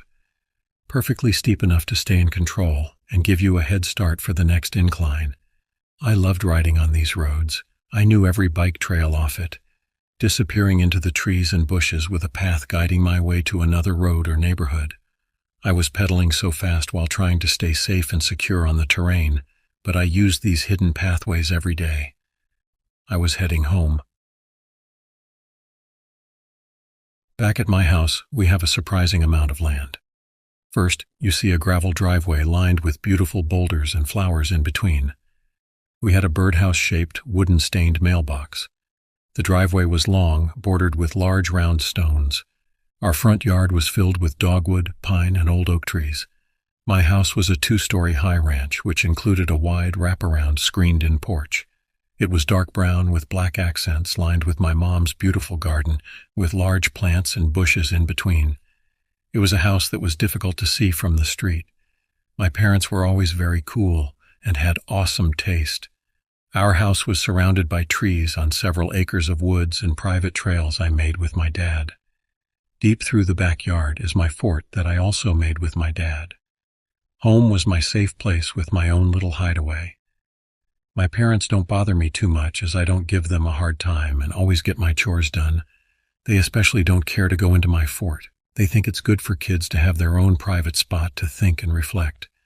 They think it helps me grow and become independent. I thought to myself, it's a perfect place to let Johnny recover. It was insulated and warm with lots of blankets and all the books and comics you could read. A couple of board games, jacks, and yo-yos too. There was even an old icebox Dad gave me for cutting the grass. I could put food in it for him. Just until I know if it's safe to get my parents involved, I pondered. When I first saw Johnny, the night I was driving with Dad, I remembered always seeing armored trucks, unmarked vans, and completely black cars. They're constantly driving in and out of Camp Hero, not to mention the stiff, mean-looking armed guards at the gate. Something told me the moment I saw the flyer that there could be a connection, a bad one. In the past, my dad told me about different war tactics and how they are here to protect this part of the eastern coast from possible German U-boats invading. He didn't seem interested in giving me more details. My dad likes to pay attention to my curious face, so he has the opportunity to teach me something. But when it came to Camp Hero, he almost looked like he was hoping I could care less to ask more about it. I paid attention to that and respected his secrets if he had any. My dad works on the underground pipeline, so I'm sure he's seen a thing or two that he would have rather not in his lifetime. It felt euphoric the moment my bald tires and exhausted legs hit the gravel driveway. Mom and Dad are helping Graham with redecorating since she hurt her hip, so I was able to ride straight to the fort. I let Johnny make himself comfortable as I went into the house to grab some essentials. Leftover meatloaf, Twinkies, soda, chips, cookies, and milk. I threw some first aid supplies, shorts, and a t-shirt into a bag with everything else and ran back. Once he settled in, we started to talk. He trusted me and was excited about my hideaway. I happily showed him everything he could use to pass the time. After a few minutes of that, I asked, "Johnny, can you please help me understand what happened to you? What's with this uniform? How did you cut your ribs and who are you running from?" He put his head down, took a deep breath, and told me everything he could remember. It all started at one of my favorite places, right in the middle of downtown. 4 men grabbed him outside of a motel he had been staying at with his mother when she went grocery shopping. They were there on vacation and no one in town saw a thing. He said they threw him into a van, tied him up and blindfolded him. When the van stopped, they dragged him out and walked on what he says felt like a gravel road that eventually turned into pavement. They entered through a cold, dark, and deep concrete tunnel. He could tell it was tunnel-like due to the feeling of dampness mixed with echoing sounds. He said they still had him blindfolded, but when they were dragging him out of the van, he could see it was still light out. He saw the ground and noticed the men which were dragging him were wearing heavy-duty boots. Johnny was eventually stopped, frisked, and thrown into a room where he was stripped naked and abruptly hosed off with what he described as a fire hose. He said they painfully shaved his head and made him put on the brownish-green jumpsuit with 3 pockets, a fixed hole on each inner elbow, and a number on the upper left side of the chest. His number read 0413. He said he thinks it was their way of identifying them all. There were at least 100 kids in this one tunnel of the underground fortress. Johnny said the fixed holes on the suit were for needles and IVs. They pumped them all with drugs. Sometimes they would switch the kids from one tunnel to another.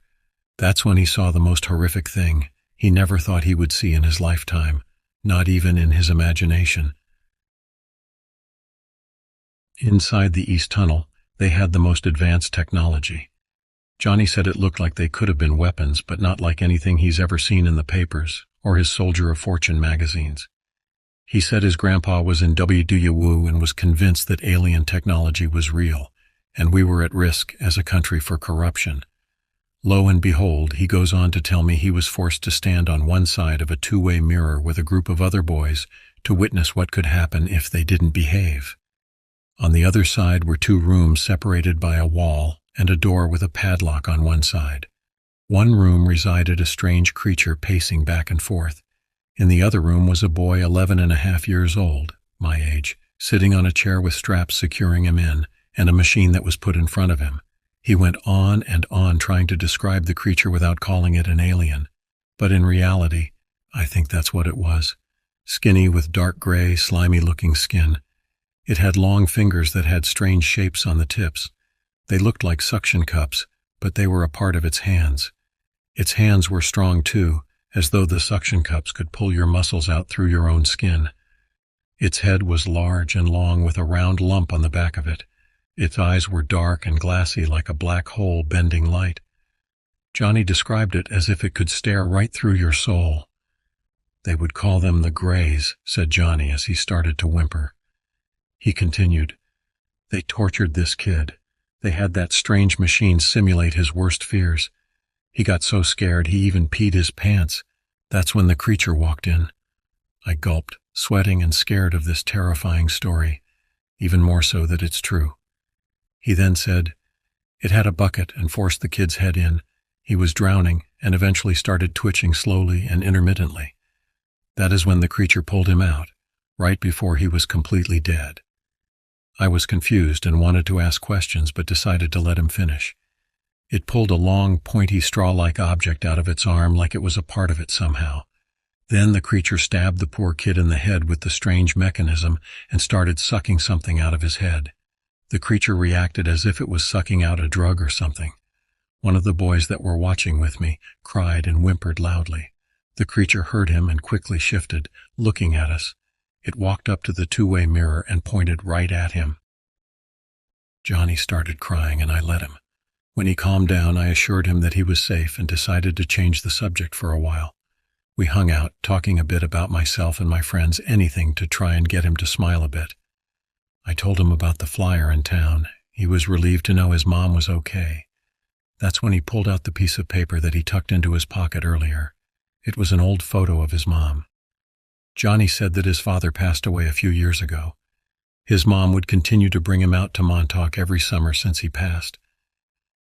It was a family tradition, explained Johnny. I reached into my back pocket of my jeans and pulled out the number I tore from the flyer. Is this a phone number you recognize? I asked. Johnny looked closely at it and I could tell he recognized it. I do, but I just can't remember where I know it from. Maybe it's the number for the motel room you were staying at. Maybe your mom is still in town. I can't imagine why she would leave if you were missing." A light twinkled in his eye. It was hope. I explained that we can't call this number until we know for sure it's not a trap. He agreed and trusted my decision. I gave him a pat on the back and told him to try and sleep. "We'll get you back to your mom, I promise," I said. I showed him where the window to my bedroom was in case of an emergency, and he felt safe. I gave him one of my old lanterns so he could read and went up to the house. Slowly, I walked up to the back door to my house while going over everything he'd told me. I was still shaking from the adrenaline of the day and too scared to tell my parents. They didn't ask any questions besides how my day was and if I bought anything down by the shops. It was nice. I bought some noisemakers and a deck of cards. Nothing crazy. "How's Graham? Everything go smoothly? No more broken bones?" I chuckled, trying to turn the focus of conversation to them. "Oh, you know your Graham. She'd trip over a broom before trying to walk around it if it meant she had to take less steps," laughed my dad, as my mother added, "Yes, Paul, everything went well. She even made martinis. She cracks me up, always turning things into a party." They continued their laughter and were satisfied with my answers. I asked to be excused, and they let me go on to do my own thing after dinner. It felt so weird leaving them out of this, but I needed time to grasp what just happened and why today, of all days, I felt like being a hero. I'm the type of person that avoids conflict if I can. Why did I feel like I needed to do what I did? The next morning I woke up with a clear head. I ran to grab some breakfast my mom had laid out on the kitchen table. I stuffed my pockets, mouth, and hands with food, mumbling, "Thanks, Ma, love you," as I bolted into the backyard. Johnny was asleep with every comic laid out around him. I chuckled a bit, and he jumped. "Sorry, I didn't mean to scare you. I'm glad to see you enjoyed the comics," I said, laughing. Johnny smiled and welcomed me in, especially when he saw all the food. We got to talking again, and I asked him if he was comfortable with me talking to my dad about him. "I promise you, once he hears how involved this is, he will do what he can to get you back to your mom without anyone knowing. My pop knows every shortcut and back road around here. We can make this work," I assured him. He was hesitant to agree, but eventually said, "Okay, I trust you. But I'm really scared, Paul. I cannot go back there. It was horrible. They'll kill me." I was scared too, but my gut told me this was the right thing to do. "Johnny, can you give me that paper I gave you with the phone number on it? I'm going to have my dad look it up in the white pages to see if it's a business. It will give us a place to start." Johnny agreed and put his trust in me to do the right thing. I was determined to reunite him with his mother and keep him safe. I headed inside and talked alone with my dad in the garage. "Hey, Dad, I stuttered. "I think I have some explaining to do," while I fiddled with my wrists and kicked at the ground with hesitation. "What's on your mind, Paul?" he asked in a concerning tone. "Remember the other night we took a drive to the lighthouse?" I reminded him as he put his head down, implying he was worried about where this conversation was heading. "What is it, Dad?" I asked, concerned. "If you're going to mention something about that boy, well, I saw him that night too." I was confused why he never said anything. "What do you know about him?" Dad asked sternly, but he wasn't mad. It seemed more like he was worried for my well-being. "I really want you to trust me, Dad. I've never lied to you or Mom about anything, and I always know I can come to you about things. I just want you to know that before I tell you what I've done." He crossed his arms, bucked his chin up as he took a deep, slow breath, but looked nervously intrigued. "You can tell me anything, son. You coming to me now with sincerity proves even more that we can trust you. You're a good boy and we believe in you. Please go on, Paul. I won't be mad. We may have a talk afterward, but it all depends on what you're holding back." I was so relieved for him to say this to me. Warmth and trust ran through me. "I saw something in town yesterday. It was a flyer for a missing boy, 2 years younger than me, Dad. He's only 9 and, well, I went back to where we saw him, Pop." I looked down, waiting for him to be upset, but he was calm. He had a look on his face that is hard to describe. It was as though he were brainstorming or something. I finished telling him about my terrifying adventure, assuring him that I was careful and did everything he taught me about safety in the outdoors. He smiled and said, "I didn't want to act on anything that night because you were with me. You must understand that as a father, my child comes first. It's my responsibility to keep you safe. I am not upset, Paul. I'm actually quite proud of you. Come on, go get him and we'll take a ride." I threw the biggest hug at him as he almost fell backwards. I stumbled as I quickly turned and ran to the fort. I told Johnny the good news. He shoveled whatever food that was left into his mouth as fast as he could. He looked like a squirrel stocking up for winter. He grabbed his belongings, including the scary uniform. I gave him some comics and wrote my phone number down in the middle pages of one of them as a surprise for him in the future. We ran up to the garage where my dad was waiting for us. As soon as Johnny saw him, he promptly fixed his posture. Standing perfectly straight, he tightened his legs together, pointed his toes, and straightened out his arm, like a soldier waiting for a handshake. My dad went along with it, embracing his obvious trauma, and gave him a strong handshake. Johnny smiled, and we hopped in the Bronco. Dad heard from some of his friends in town there was a frantic woman looking for her son. She was still at the same motel, but the phone number on the flyer was different. My dad noticed and decided to do a drive-by to be safe. We saw the unmarked vans and those weird all-black cars parked in the lot. Men dressed in black suits wearing sunglasses and straight faces were talking to the office manager. Johnny's mom was nowhere in sight. Dad did not slow down, and no, they didn't see us. At least, I didn't think they did. My dad drove to the road ramp leading to the beach. He threw the truck into 4WD and we started riding onto the beach.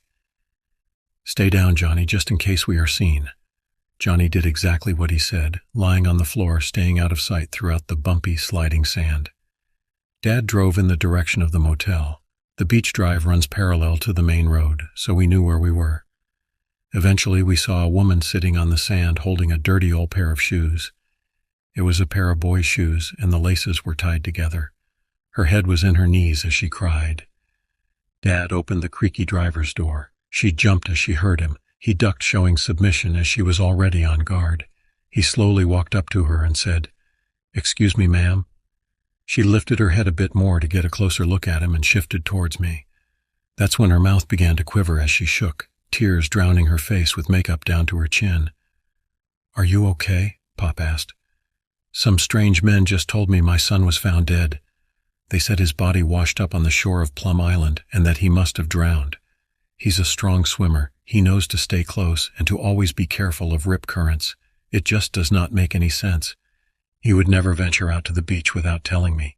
He's been missing for 6 weeks and all my posters for him keep disappearing, until I saw one yesterday. It was different though, and I just don't understand what's happened to my boy." She cried a bit more, followed by some deep breaths. My dad let her breathe and waited for her to finish. "The men that arrived this morning at the hotel seemed so strange. They wouldn't answer any of my questions and did not seem to care. I came here to be alone and try to make sense of what's happened to my son." She started crying again, and my dad can't stand to see a woman cry. He put his head down, kneeled next to her, putting his hand on her shoulder. He then whispered to her, "Your boy isn't dead, ma'am. I think I have your Johnny, but you must be quiet and slowly walk to my truck." She did exactly what he said. She held her composure very well when she saw her son for the first time in 6 weeks. Suddenly, we heard a commotion at the motel behind the dunes where we were parked. Pop looked out to the water and noticed a boat standing with men using binoculars watching us. "Come on, let's go. Johnny, stay down." He peeled through the soft sand as fast as he could. Johnny never once peeked up, even when his mom got in the truck. He knew if he was caught, now his mother was in danger. They were a smart pair, Johnny and his mom. You could tell they took good care of each other just by seeing how smart they handled this situation. Once my dad made it back to the road, he cut through an off-road trail leading to a back road. Eventually we made it far enough. He stuck to every back road he could take. It made the trip a bit longer, but worth it in the end. We made it all the way out to Wading River without being followed once.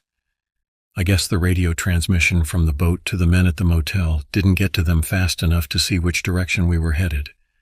Plus, my dad's driving tops any men in black. Dad had one of his personal work trucks at an old parking lot near the bait shop. He was friends with the owner, who lets him keep it there for when Dad works in the marsh. He gave Johnny's mom the keys and told her to follow him. We drove west until we saw signs for the Port Jefferson ferry. When we arrived, my dad signaled to her to wait in the truck.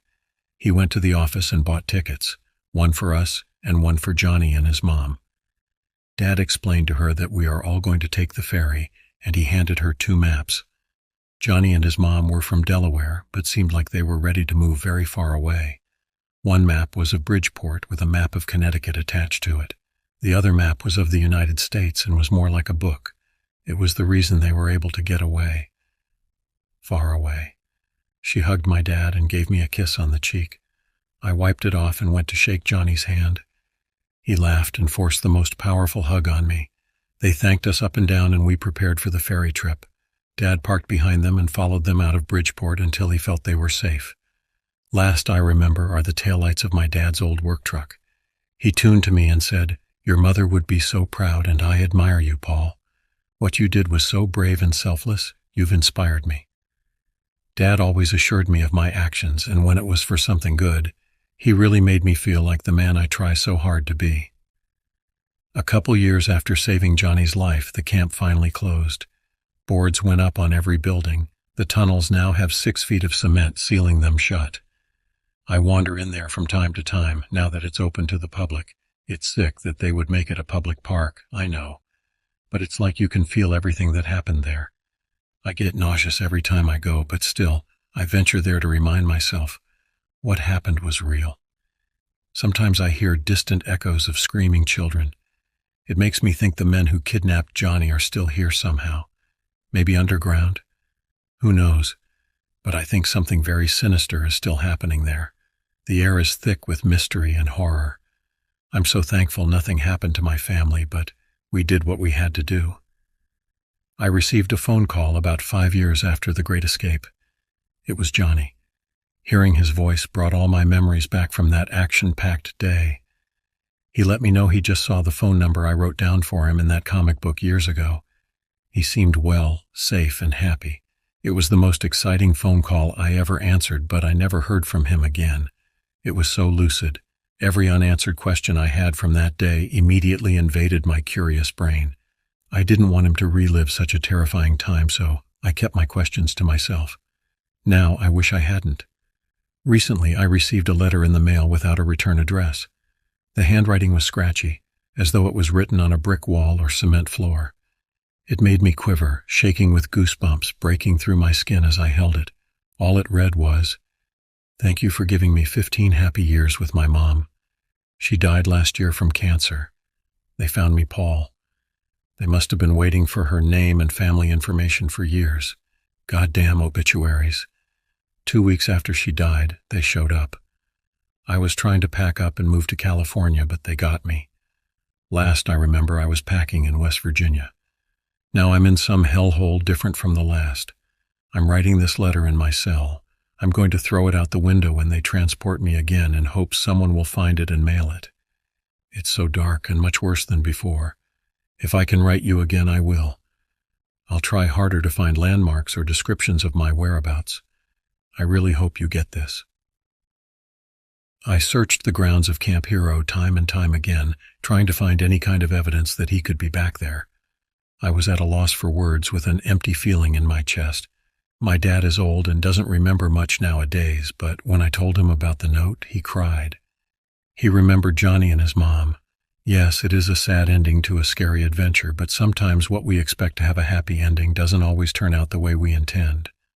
I will always continue to research unmarked, purchased land and look for Johnny, but something tells me I won't find him. I have a police scanner and multiple radios waiting for any information that could lead me to him. I was lucky to even receive the letter because the address was wrong. It went to my neighbor's house down the road.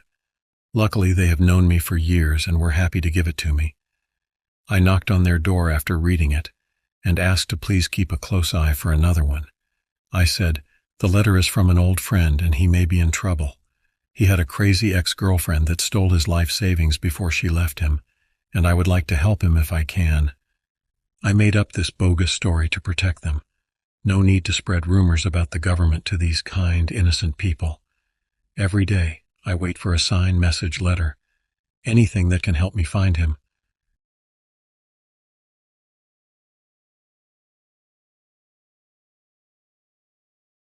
I live in Payson, Arizona, a cozy little mountain town known for the annual rodeo and the supposedly oldest bar in the state. But a couple of weeks back, Payson became the setting for my most messed up nightmare, one that I'm still piecing together in my head. Honestly, if I wasn't the one who lived through it, I'd probably think anyone telling this tale was full of it. But what happened, happened. Or at least that's what I keep telling myself. It all started with a power outage during a freak summer storm. Not totally unusual for this area, as wonky the grid is. Since I work from home doing wood design, this sort of thing means clients emailing in a panic the next day. So I took my dog Murphy for a walk up on the Houston Mesa Loop Trail, while the power company supposedly did their thing. Normally the trail was empty around those hours. Everyone's either at work or still rubbing the sleep out of their eyes. But that day there was a white van parked kinda wonky near the entrance. Figured someone probably snagged a flat or something. I didn't give it much thought since Murphy was busy sniffing every tree like his whole life depended on it. Now this trail forms a nice wide loop.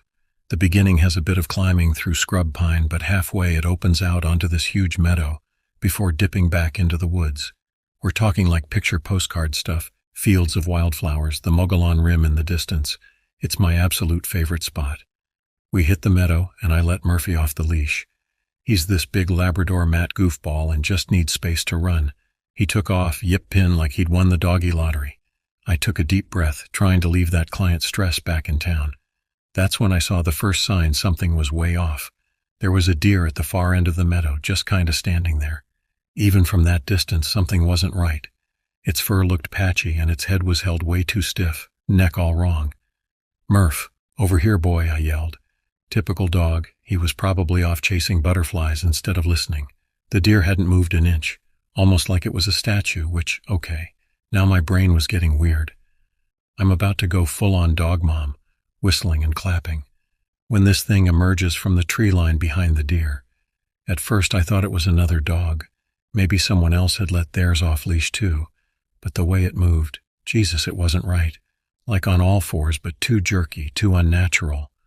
Murphy finally noticed, tail tucked between his legs, in a way that meant he was sensing the wrongness too. I got that surge of adrenaline, that mama bear instinct that says protect. I snapped Murphy's leash back on, debating whether to bolt for the trees or just hightail it back to the van. That's when it stood up. Now I'm not the tallest girl, maybe 5 feet 6 inches, but this thing.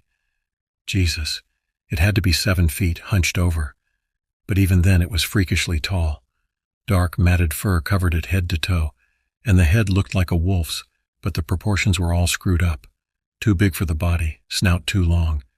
And then it looked right at me. That deer. It wasn't just standing there, it was cornered. The wolf thing took these long, fluid strides, and before I could process it, the deer just tipped over, zero resistance, like its bones had turned to jelly. I'd love to tell you I got the heck out of there. Instead, I froze. Not in terror, though that was there, but because my brain couldn't process what I was seeing. Was it some weird trick of the light? A bear with mange? That ain't right. Even sick bears don't move like that. Then the thing, and that's the only word I've got for it at this point, looked straight at me again. This time there was none of that confused animal curiosity. It was calculation, pure and simple, like I was the next thing on the menu. My brain kicked back in, that survival instinct screaming in my ears. I grabbed a rock from the ground, some dumb part of me aiming to maybe throw or something. Murphy was whimpering and pulling so hard against the leash I was afraid it would snap. I backed away, eyes locked on the thing the whole time. One step at a time, dragging Murphy behind me. The creature tilted its head, almost like it was enjoying my fear. A low growl started deep in its throat. Murphy gave one final desperate yank, and the leash tore out of my grip. I stumbled, and the last thing I saw as I hit the ground was my dog charging the creature, barking, this tiny ball of fur against a nightmare beast. Murphino! I managed to scramble to my feet, but there was no time. The thing darted forward, a blur of claws and teeth. I heard a yelp, Then nothing. I don't remember much after that. Getting back to the van was this blur of running, stumbling. They come down here sometimes, but that thing wasn't a mountain lion. And mountain lions don't leave their kills vanish. It's been a few weeks. Papers haven't reported anyone else missing or weird sightings. Maybe I imagined it. Maybe it was a nightmare I can't wake up from. But every time I close my eyes, I see Murphy, his big goofy grin, charging towards that monster. And I see those two long teeth, that glint of unnatural intelligence in its eyes. They say closure comes from facing your fears.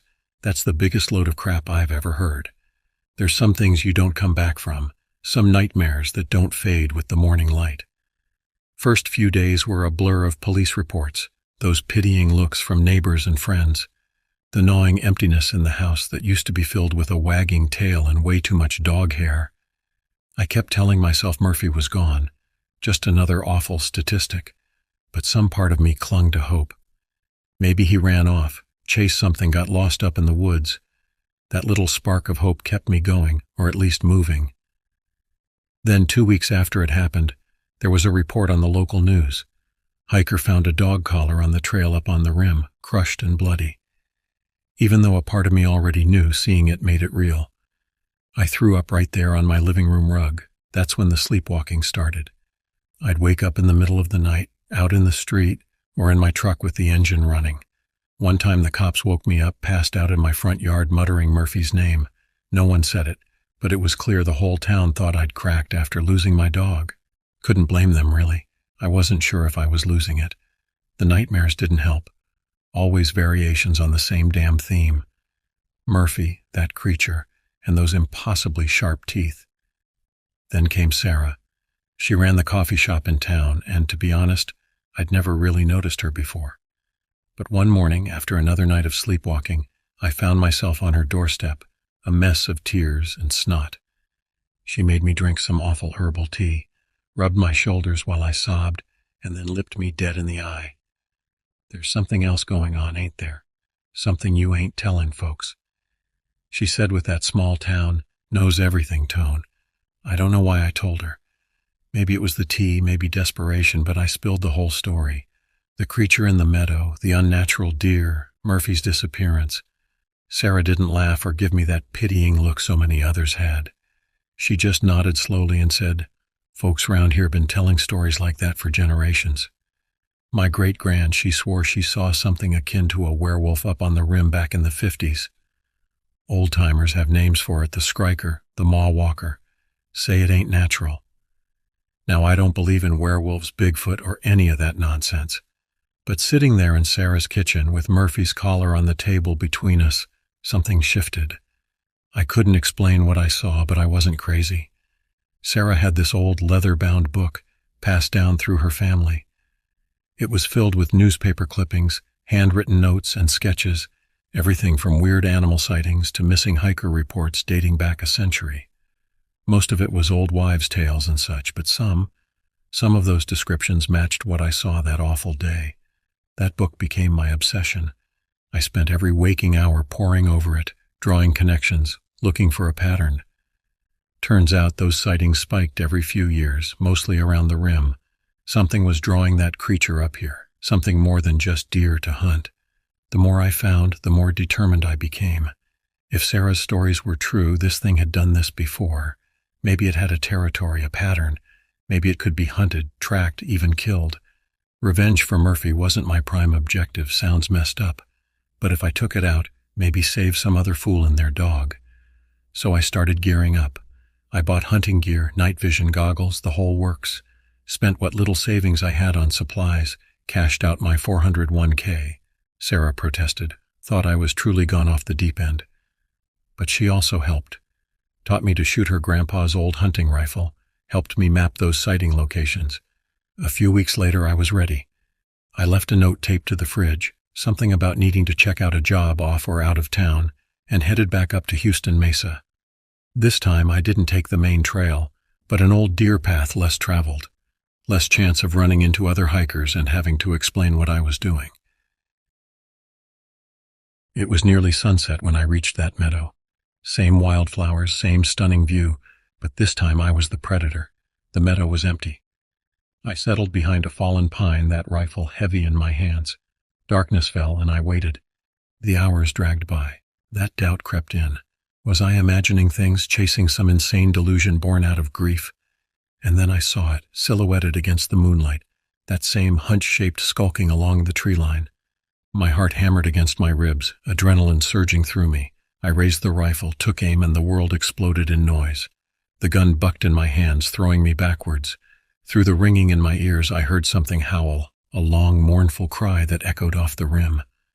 I staggered to my feet, scanning the meadow for any sign of the creature. It was gone. Just like that. No blood, no body, not even a broken twig to show anything happened. Just emptiness in the place where that thing had stood. Doubt flooded me again. Had I finally lost my mind completely? Then from somewhere in the trees a whimper drifted towards me, but unmistakable. "Murph?" I whispered, my voice barely above a breath. The whimper came again, and a shadow emerged from the tree line. Mangy fur, 2 skinny ribs showing, a leg dragging behind him. Murphy. He made his way across those last few yards, collapsing at my feet with a whine. Somehow he was alive. We made it back down the mountain that night, me half carrying Murphy, tears streaming down my face mixing with his blood. The vet said he'll never run the same. The thing had crushed some bones in his leg, but he'll live. Sarah, well, she gave me a knowing smile and the biggest hug I've ever had. Said she always knew there was more to me than folks thought. I never went back up to the meadow. Don't know if I killed that creature, scared it off, or if it's still out there. But sometimes, late at night, I hear a howl drifting from the direction of the rim. Could be a coyote, could be something else. Let's just say I don't take walks with Murphy off leash anymore, and there's always a loaded shotgun by my bed.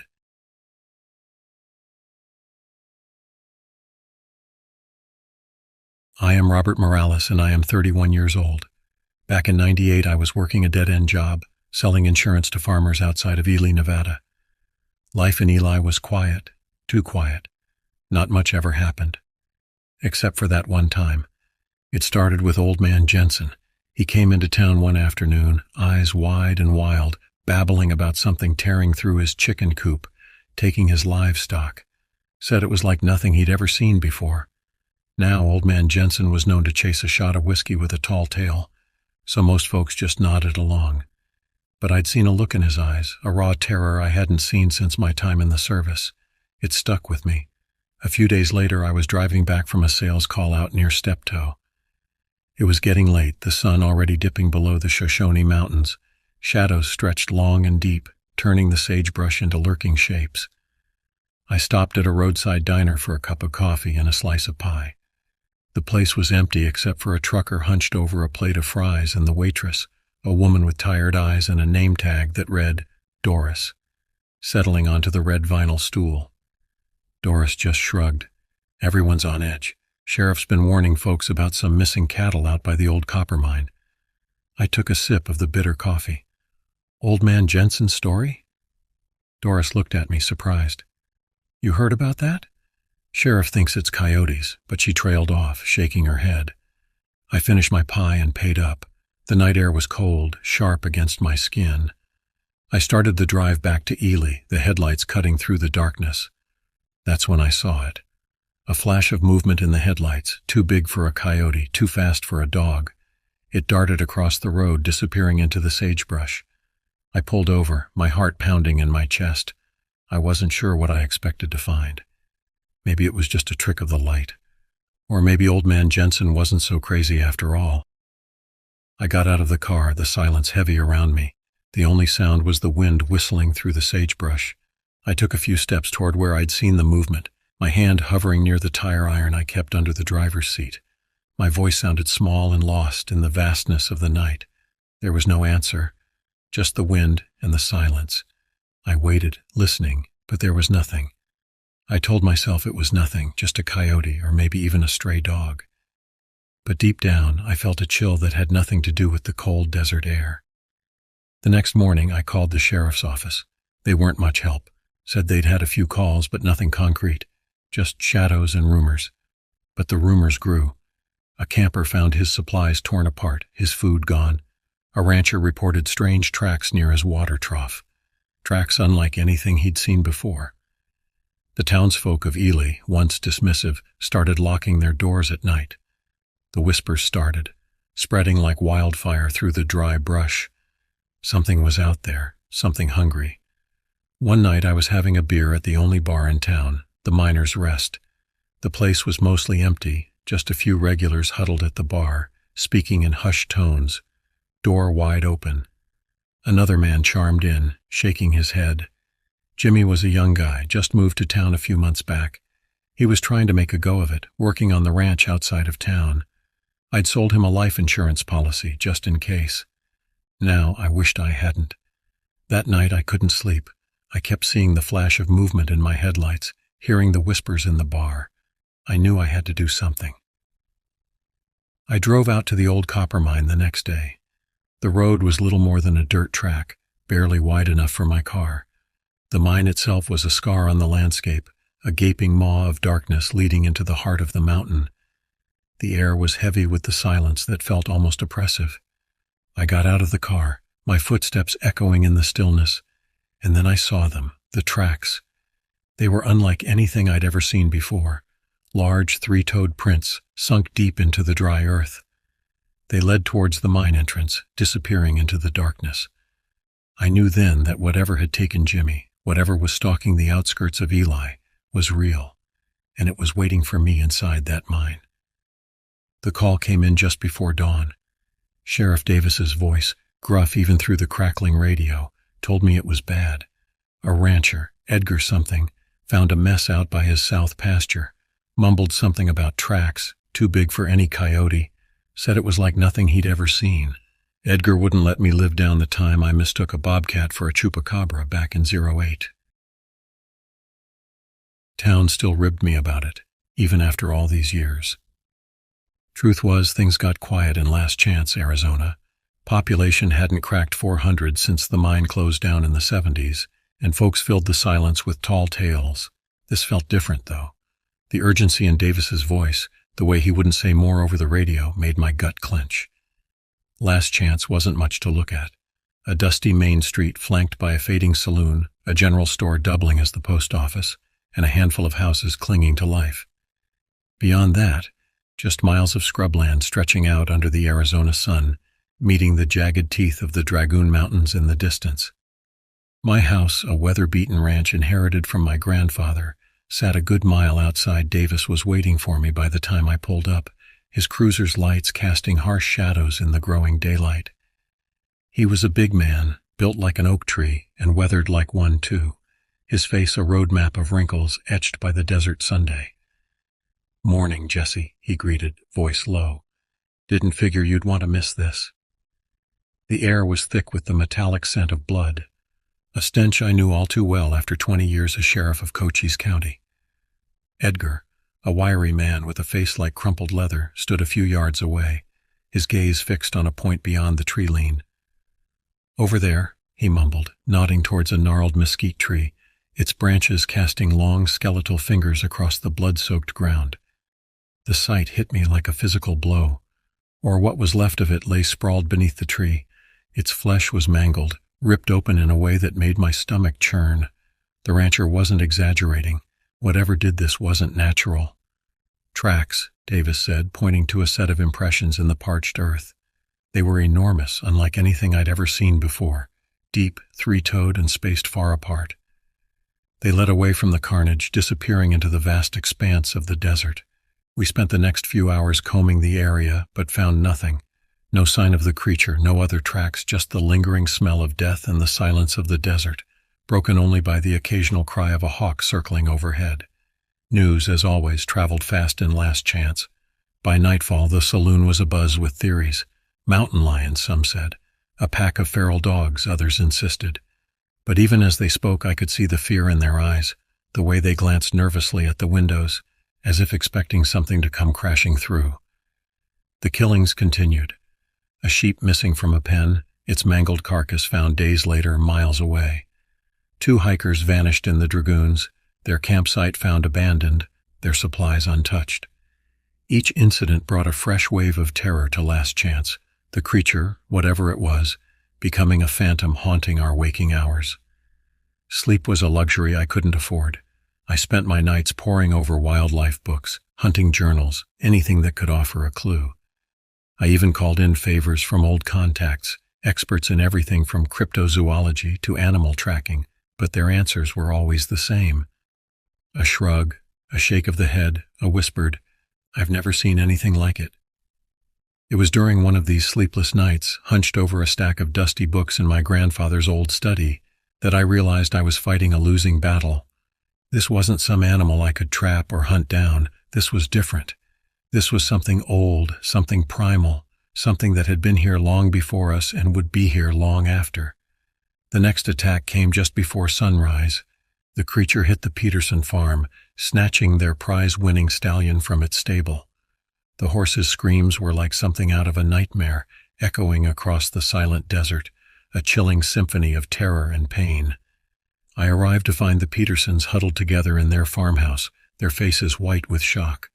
John Peterson, a burly man who prided himself on his strength, was shaking like a leaf. It tore through the barn doors like they were paper. He stammered, his voice hoarse with fear, "Just rip them clean off."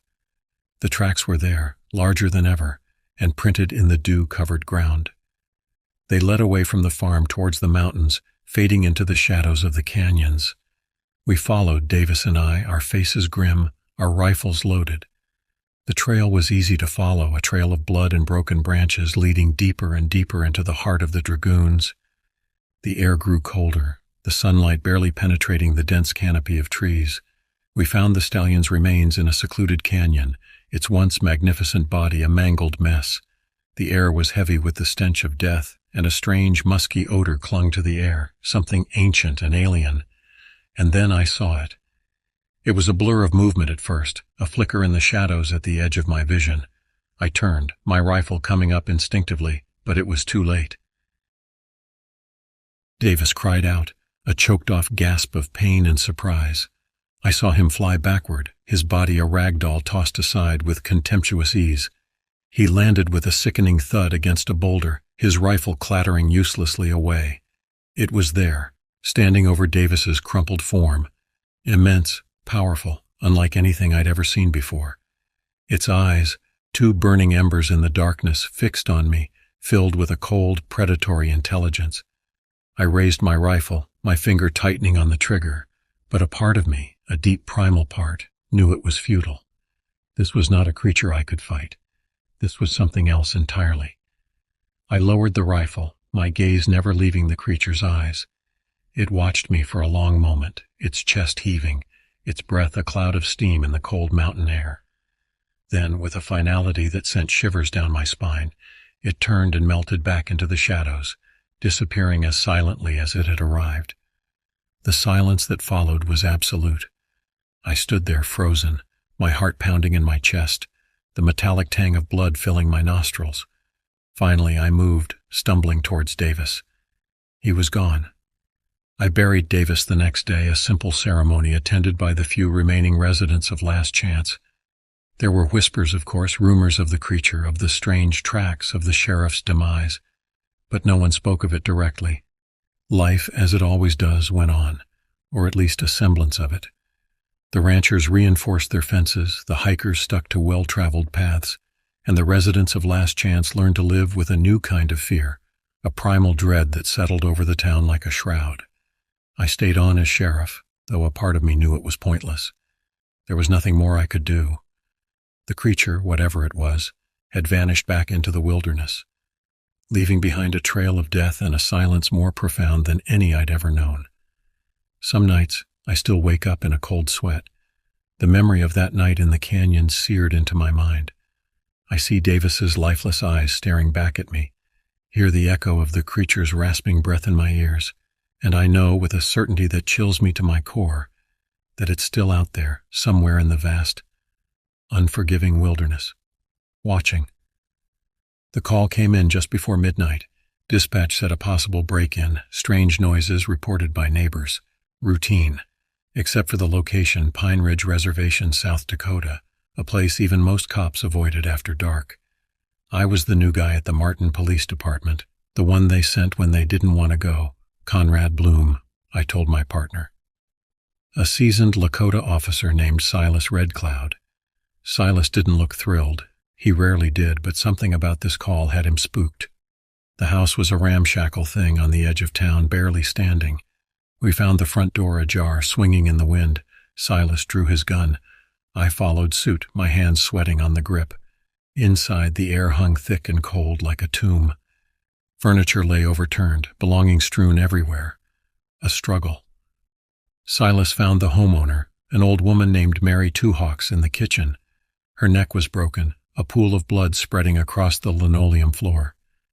"Animal attack?" I asked, trying to keep my voice steady. Mary's eyes stared vacantly at the ceiling. Silas shook his head, lips a thin line. Nothing natural about this. We spent the next few hours combing the scene, finding nothing. No forced entry, no fingerprints, no sign of the perpetrator. Just the unsettling feeling that we were walking into something dark and ancient, something we weren't meant to understand. Back at the station, the sheriff, a heavy-set man named Tom Miller, was waiting for us. He listened to our report, his face grim. "Damn shame about Mary. Good woman. Kept to herself." He sighed, rubbing a hand over his tired eyes. "Can't say this is the first time we've had trouble out on the res. People disappearing, strange things happening, never find any answers." "What do we tell people?" I asked. Feeling a chill crawl down my spine despite the warmth of the office. "Same thing we always do," Miller said, his voice weary. "Animal attack. Case closed." The next few weeks were tense. Whispers followed us on patrol, stories about a creature that stalked the reservation, a Wendigo, a malevolent spirit that craved human flesh. I scoffed at the stories, told myself it was just superstition. Still, I couldn't shake the feeling of being watched, of something moving just beyond the edge of my vision. One night, driving home after a late shift, I saw it. A flash of movement in the headlights, something large and dark disappearing into the trees. I slammed on the brakes, heart pounding. It was gone. I told myself it was a deer. A bear, anything but what I knew it was. But the fear lingered, a cold knot in my gut. I started carrying my gun everywhere, even to the grocery store. The killing started again a month later. This time it was a young couple, their bodies found mangled beyond recognition in their car. The official report blamed a car crash, but Silas and I knew better. "It's getting bolder," Silas said one night, staring out the window of the station, his face etched with worry. "This thing, it feeds on fear. We have to stop it." "But how do you stop something you don't understand?" We tried everything. Increased patrols, brought in specialists from the state police, even consulted with the tribal elders. Nothing worked. The killings continued, each one more brutal than the last. Then it hit too close to home. Silas's niece, a bright young woman named Sarah, vanished one night. She was last seen walking home from her friend's house, a short distance through the woods. We found her backpack the next day, ripped to shreds, her phone lying broken on the ground. Silas was beside himself with grief, his face a mask of pain. "We have to find her," he said, his voice hoarse. "We have to find this thing and kill it." We searched for days, scouring the woods, following every lead, every whisper. But it was like searching for a ghost. The creature, whatever it was, had vanished without a trace. I left Pine Ridge a year later, transferred to a different precinct.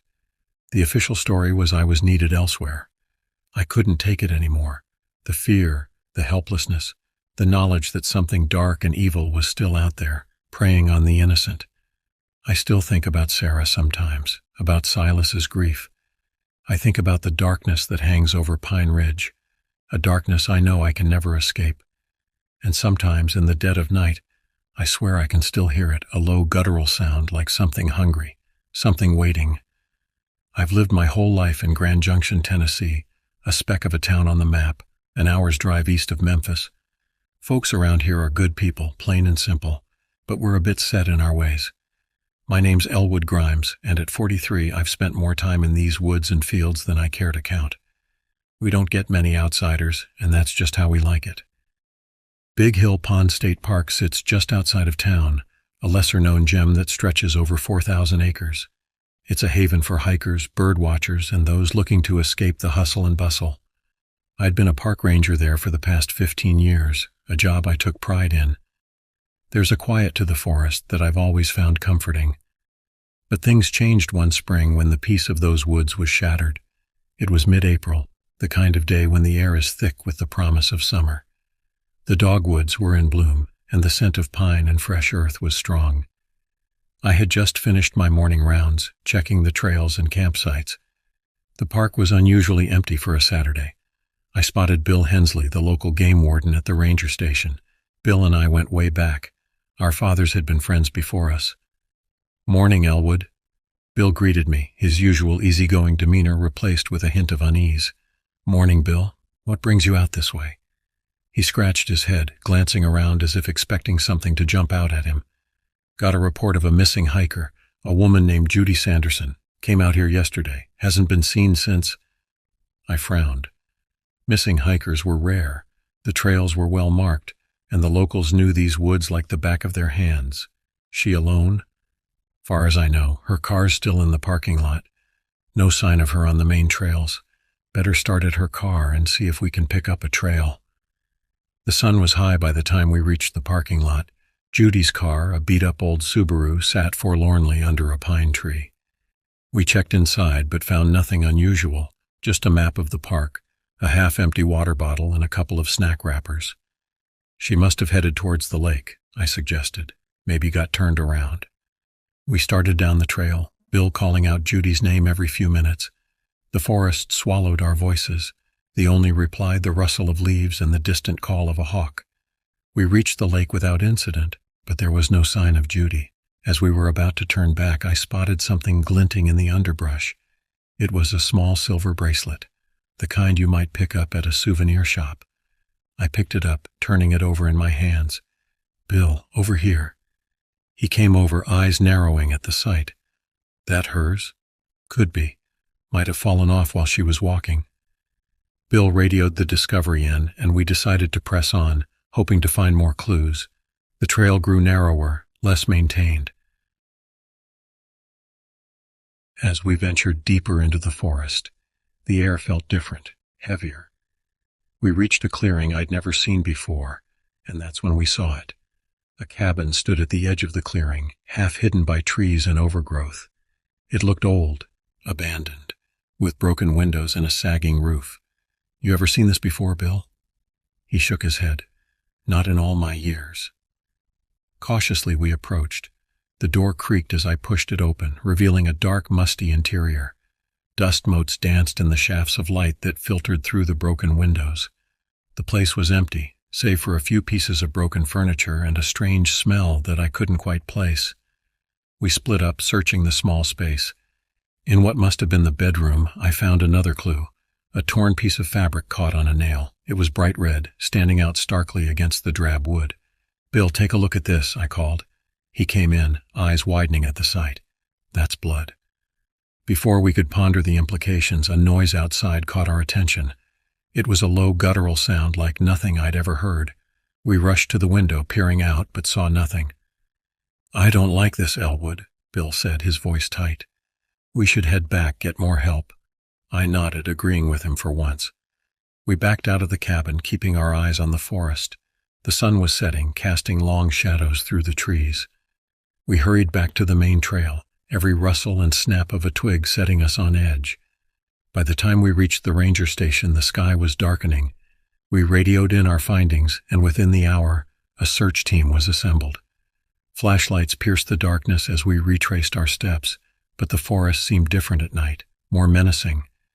We reached the cabin again, this time with more men and better equipment. We discovered footprints, large, deep impressions in the soft earth. They didn't look human. "Cougar," someone suggested, but I shook my head. Too big, and cougars don't walk on two legs. The search continued through the night, but we found no sign of Judy. By morning we were exhausted, and the team decided to regroup and try again later. As I headed home, my mind churned with possibilities, none of them good. The next day, Bill came by my house. He looked worse than I felt. "Elwood, we got another missing person. Local kid named Tommy Jenkins. Went out to the park yesterday, never came back." My heart sank. 2 missing in as many days. Something was very wrong. We need to find them, Bill.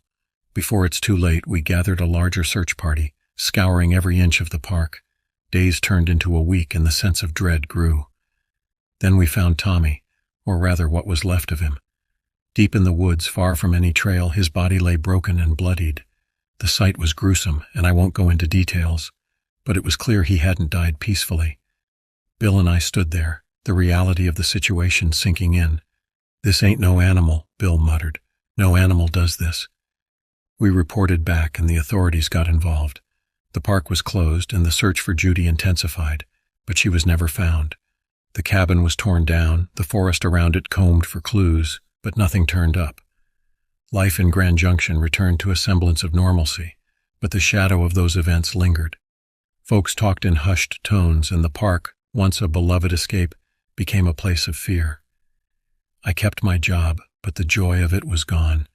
Years have passed since then, but the memory remains. Every time I walk those trails, I think of Judy and Tommy, and the thing that took them. We never figured out what it was, and maybe we never will. But I still hear that sound sometimes late at night when the wind howls through the trees, and I wonder if it's still out there, waiting. Life goes on as it does, but the woods at Big Hill Pond will never be the same for me. I tell my story to those who'll listen, not to scare them, but to remind them some places hold secrets best left alone. I hadn't been back to Idaho Springs in a decade. Nestled in the Rockies, it's the kind of place where time stands still. This old mining town had always felt like a relic from a bygone era, with its weathered wooden storefronts and the creaking saloon doors of the Buffalo Bar and Grill.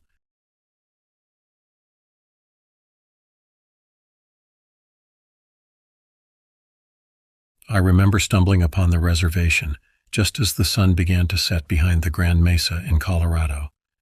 My name is Talon Red Elk, a native to the Ute tribe. I had decided to hike through these woods, my ancestral lands, as a way to reconnect with my heritage. During my trek, I came across clumps of hair and shreds of clothing dangling from trees or scattered on the ground. The eerie silence that surrounded me only served to amplify the sense of unease that was steadily building up within me. As darkness enveloped the landscape, I settled down near a small creek for the night. This area had felt familiar and safer than other parts I had crossed during my day-long hike.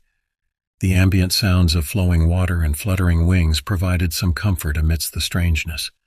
While preparing a fire to keep myself warm, I caught wind of distant cries in the night. The desperate screams begged for help. They sounded faint and distorted, yet were unmistakably human. "I need your help," cried a distant voice. My instincts kicked into action, and I followed the sound through tangled underbrush and darkness. When I finally emerged into a small clearing, what had happened took my breath away. In front of me lay a gruesome scene, barely recognizable as human anymore. Paralyzed with shock, my mind raced to process what could have caused such devastation. It must have been a wild animal lurking in these woods, but this kind of brutality felt all too unfamiliar. "Why didn't you scream for help?" I whispered to myself as I stared at the remnants of whoever or whatever this was that lay before me. A slow, guttural growl sent chills down my spine as my eyes darted towards its source. There it stood, part animal, part something else entirely, an 8-foot-tall blend of flesh and fur with piercing yellow eyes that seemed to seep into my soul. It moved with the grace of a predator, stalking closer toward me as I stood transfixed by its presence. Sudden clarity surged through me, a lightning bolt of realization. I needed to get away from this creature. This monster that could have attacked any Native American reservation at any point in time was now facing me. My heart pounded in my chest as I scrambled for an escape. I grabbed a fallen branch beside me and started swinging wildly. The creature remained unfazed, as if amused by my attempts to fight back. "Is that all you've got?" The creature seemed to snicker at me. Its grin revealed rows of razor-sharp teeth, each set upon taking my life away. "Don't come any closer," I shouted with defiance through labored breaths.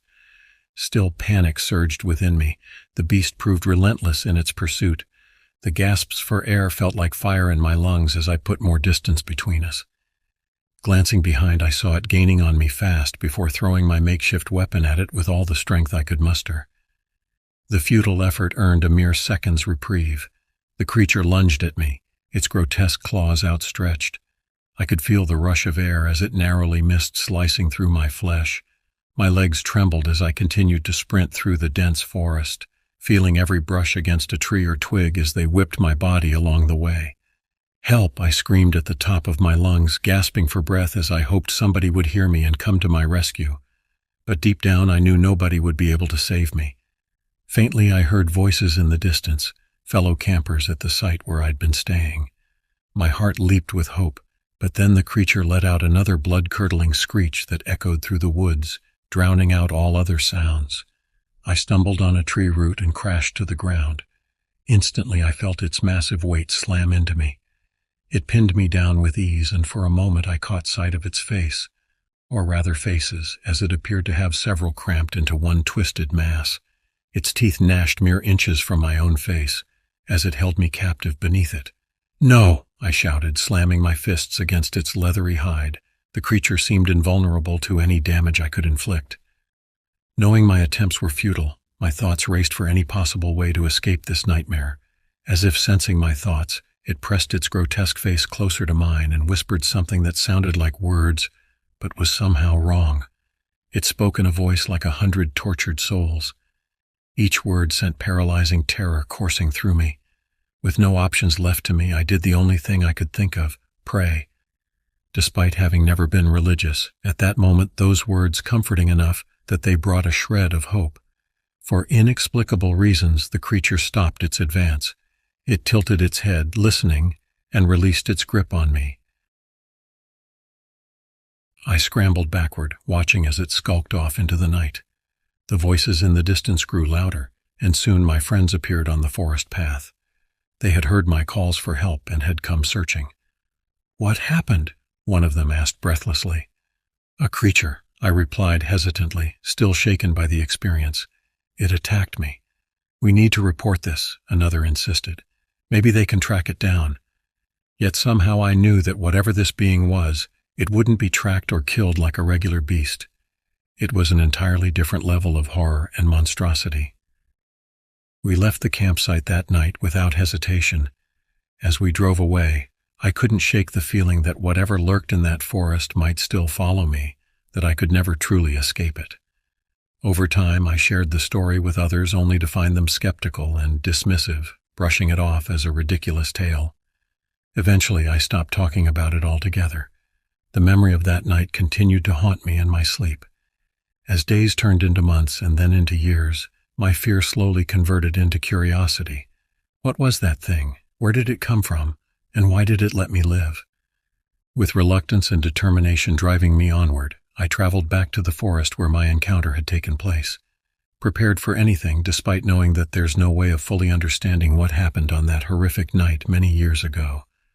I took a deep breath as I stood at the entrance of the now overgrown path leading back to where my life had been shaken to its core. Though consumed by fear and uncertainty, I was still able to see the world. A smaller part of me hoped that by uncovering some truth about this creature, I might find closure, or even some semblance of redemption. I stepped forward onto the path, ready to face whatever awaited me and determined to solve the mystery that had tormented me for years. As I did, I couldn't shake the feeling that something or someone was watching me from the shadows, waiting for my return.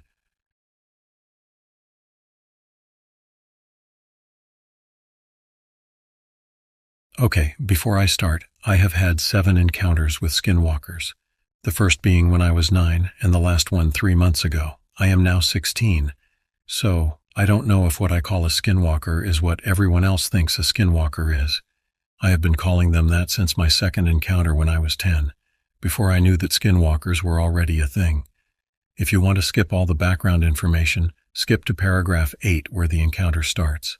Okay, on to the story. Like I stated earlier, I am 16 and I currently live in Massachusetts. I have also lived in Michigan and Wisconsin and have had encounters in both. I live near Boston, but was going on a road trip with my friend and his family out to their new place in the more remote parts of Massachusetts. And yes, Massachusetts has remote parts. I'll call my friend Chad. We got to their house, and I was planning on staying for about a week to help them get settled in and to see the surrounding area. At the edge of their property, They have these woods that start off with just a few trees here and there, but after a 5-minute walk, get really dense. On the third day of me being there, Chad's mom said she wanted to give me and Chad a day off so we could do whatever we wanted. At first we wandered around the property and hung around the house. Then we chose to walk to the closest town. This takes 30 minutes. The town's small and there isn't much to do, but I'm happy just to be back in a place like I lived for most of my life, small and in the middle of nowhere. We talked to the owner of an ice cream shop who told us a bit of history about the town, nothing important or exciting. After that, we started back to Chad's house. We got back around noon and I suggested we go for a walk in the woods. Who isn't the outdoorsy type said no, but after a couple of minutes of me nagging him to go, he agreed. Even though I go out all the time, I camp and walk trails at night most of the time. I have gotten paranoid due to the skinwalkers and the other stuff, so I always have my pocket knife with me when I go out like this, so I ran into the house to get it. We started into the woods, leaving a really obvious trail like I said. The woods are very thick. At first, Chad spent his time grumbling things like, there are too many bugs, and it's too warm out to be doing this. Keep in mind last month was October. After a while, he started to enjoy being outside, and actually said he liked it, and wanted to go farther into the woods. By now it was about 4.30 and it was starting to get dark, but I didn't really care all that much. We kept going and dark fell rapidly to the point where I couldn't see much. Okay, thank you for staying with the story thus far. This is the part with the encounter. We had started on our way back, but at some point we got separated. I noticed this and turned the flashlight app on my phone on, spinning around to see if I could see Chad. I couldn't. Chad, I called out, can you hear me? If you can, say something. I waited, and a few moments later, off to my right, I heard a feeble stammer. Zach. Zach is my name. It sounded just like Chad, and I quickly turned in the direction of the noise and slowly walked towards it. I didn't see anything, so I moved my light horizontally to try and spot anything. I called out again, Chad, and got Zach again. It was much stronger and louder this time.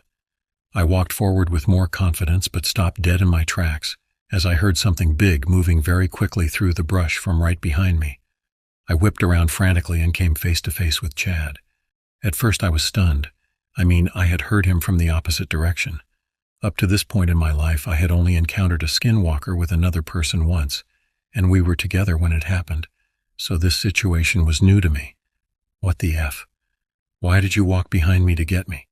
Why didn't you come from the same direction as your voice? I practically yelled at him, overcome by anger at being tricked like that. What are you talking about? You were the one changing directions, Chad yelled back. What? I said quietly. I shined my light on him and could see he was obviously shaken. I heard you call my name and I started walking to you. You sounded scared or hurt at first, but after a few minutes you started saying my name normally. Then you stopped answering my calls, and I heard you from behind me, and I saw your light. So I started running at you, Dick, he explained. I paled, finally putting the pieces together. I had encountered skinwalkers that could impersonate a person's voice before, and I realized that a skinwalker or something of the sort was in the woods with us. There was the faint noise of movement behind me, and I turned around to see a horrible sight, not 10 feet from me. Its head looked like a wolf's, like the kind you would see at the zoo. It was tall, maybe 6.5 feet tall. Its head, shoulders, arms, and chest were all covered in thick gray and white fur. Its legs and most of its stomach had a much thinner pelt of the same fur. Both Chad and I saw this creature and ran faster than I thought we could. For whatever reason, the creature didn't give chase, and we made it out of the forest without incident. Chad told his family, who didn't believe him. I didn't tell mine because they haven't believed me about this stuff in the past. Chad has not gone back in the woods and has not seen the beast again. It didn't look like the other skinwalkers I had encountered before, and at this point I only call it a skinwalker because I have no other name for it other than Wolfman, but I am not calling it that. I have looked it up, and the only thing I could find is a werewolf, but I don't think that's it. For one, it wasn't a full moon. If you have any ideas on what this creature was, I am open to suggestions.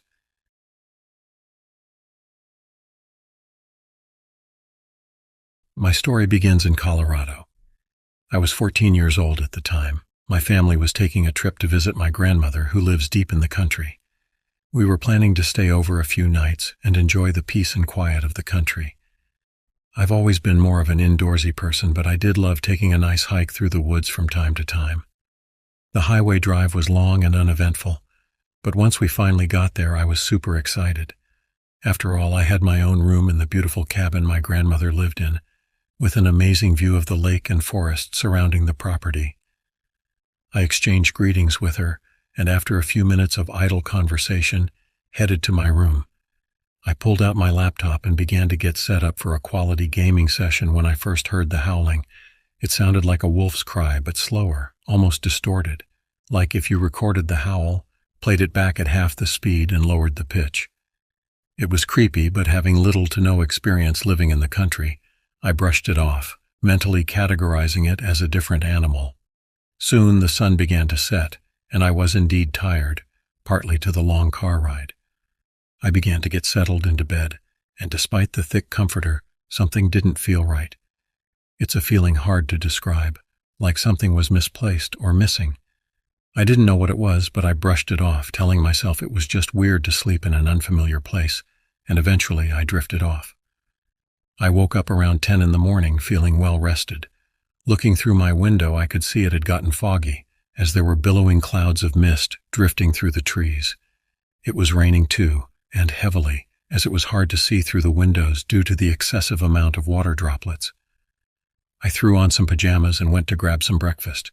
When I walked in, there was a note on the kitchen table. According to it, my family left the house to grab some medication for my grandma, and they'd be back in a couple hours. Eating my frosted flakes, I was sitting on the comfortable couch directly under the living room window, watching the rain and fog. Then I heard that eerie howl. Again, it was slow and thick, almost sounding deliberate.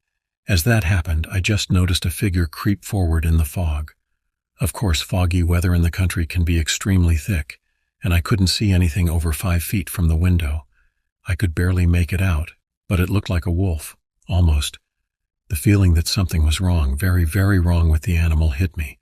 Then the realization, the creature was standing on its back legs. Its back legs. I was shocked, confused.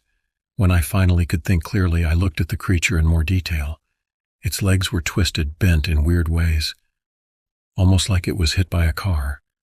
Of course, up here by the cabin, the closest road that's often used is a good mile away. As I looked on in horror, the creature spun around and, on its 2 hind legs, sprinted, straight up sprinted, disappearing instantly into the thick fog clouds. As it turned around, though, I could see it had no tail. Literally, no tail, like it was ripped off.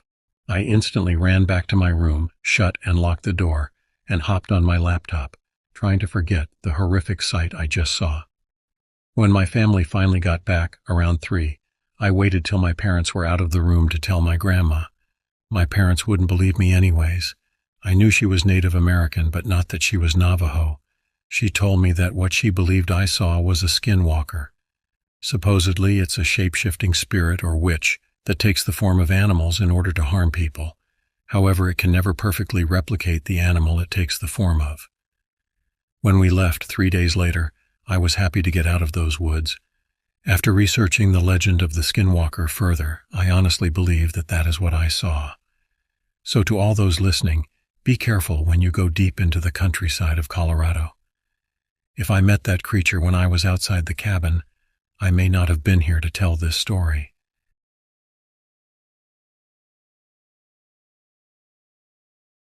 This took place from what I can remember 10 years ago. I was living in Wales at the time, and behind my house was a massive field which you could walk to the doctor's surgery and the church. At nighttime, the field used to give me the creeps, as it would always be reflected in the dark, as something you would see in a horror film, like the water glowing in the moonlight, and the darkness casted over the field. I was 12 years old at the time. I used to enjoy playing and jogging in the field with my dog Millie. She was a rough collie who was getting to quite an old age, but she still had some playfulness left in her old bones. She and I went into the field at night.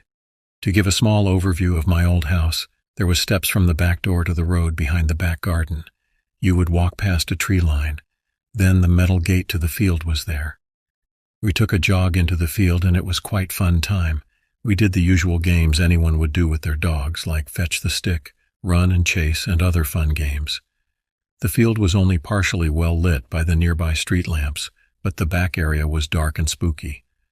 I would often hear noises from the field which could range from howling to whispers, but I shrugged it off as a farmer and dog as across a small stream was a farm. When I was about to venture further into the field, Millie began to growl. Now Millie was getting old and her eyesight was partially gone, but she stayed almost still and snarling at something in the darkness. I just told her it is a farmer and his dog, but when I looked in her direction I froze. Standing there was man, but the thing about this man was his arms and posture. He was hunched over and his arms stretched to about his legs. I shouted, "Hello, my dog means no harm. She is just not used to seeing anybody at this time of night." In my head I heard, "means no harm." Panic began to strike me. I tried to play it off as me overreacting, but then the man changed. He or it was no longer a man. It morphed into a dog, but the back legs were too high and its back was more arched like a werewolf but more straight. It let out a big screech and charged at me and Millie. I began to run with Millie in tow, and we got over the fence with me lifting Millie, who was a very big but not impossible to lift. I ran back to my back garden, locked the gate, and ran up the stairs. I looked back from the top, and the thing was there, partially illuminated in the light, and it stared at me, then ran back into the field. My dad was quick to the kitchen and asked me what was wrong. I told him, and he just told me that I was just seeing things and to go to bed. I did, and that night was full of creepy events. The first was at around midnight. I was thirsty and went down for a glass of water. As I headed down to the kitchen, I heard a tapping at the back door. At first I thought I heard my dad's voice asking me to let him in as he forgot his keys. I thought, hang on, my dad and mom were asleep next door to mine. I crept back through the lounge and back up the stairs to my room and looked out my bedroom window, which overlooked my back garden, including the back door. I looked, and there was the same man from the field, but he was looking at me, and I quickly closed my window and drew my curtains. It had a crooked mouth and huge glowing eyes. I hid under my covers and fell back asleep. The second event happened the following night. I was in bed early after a long day of school and small chores around the household with my mom and dad, including walking the dog and shopping down our local grocery. I fell asleep, and at around 1 a.m. I woke up and decided to play on my PS2, yes, a 2000s kid. I played on the horror game Resident Evil 4 and was enjoying the game when I muttered under my breath, "Just a zombie." I heard a voice mimic mine, and it said the same thing, "Just a zombie." I paused my game and was shaking as I noticed that voice from the previous night. I looked outside my window, and it was there again, but it was almost a staggering 9 feet tall and was looking through my window, and it stayed there until I fell asleep. The last event that occurred was when I was at home on my own. My dad was working and my mom went to see my cousin a few miles away, and I was alone. I played on my trampoline and then went to my room to have a games night. My dad was not due to be home till 12 at night, and my mom would pick him up after he caught the bus to his job, which was 15 miles away in another town. I settled down with a big pizza and my own custom-made Coke and mango mix with ice in a big pint glass. I was playing some games when all of a sudden I heard a knock at the back door and thought, maybe Mom forgot something. As I made my way down, I froze.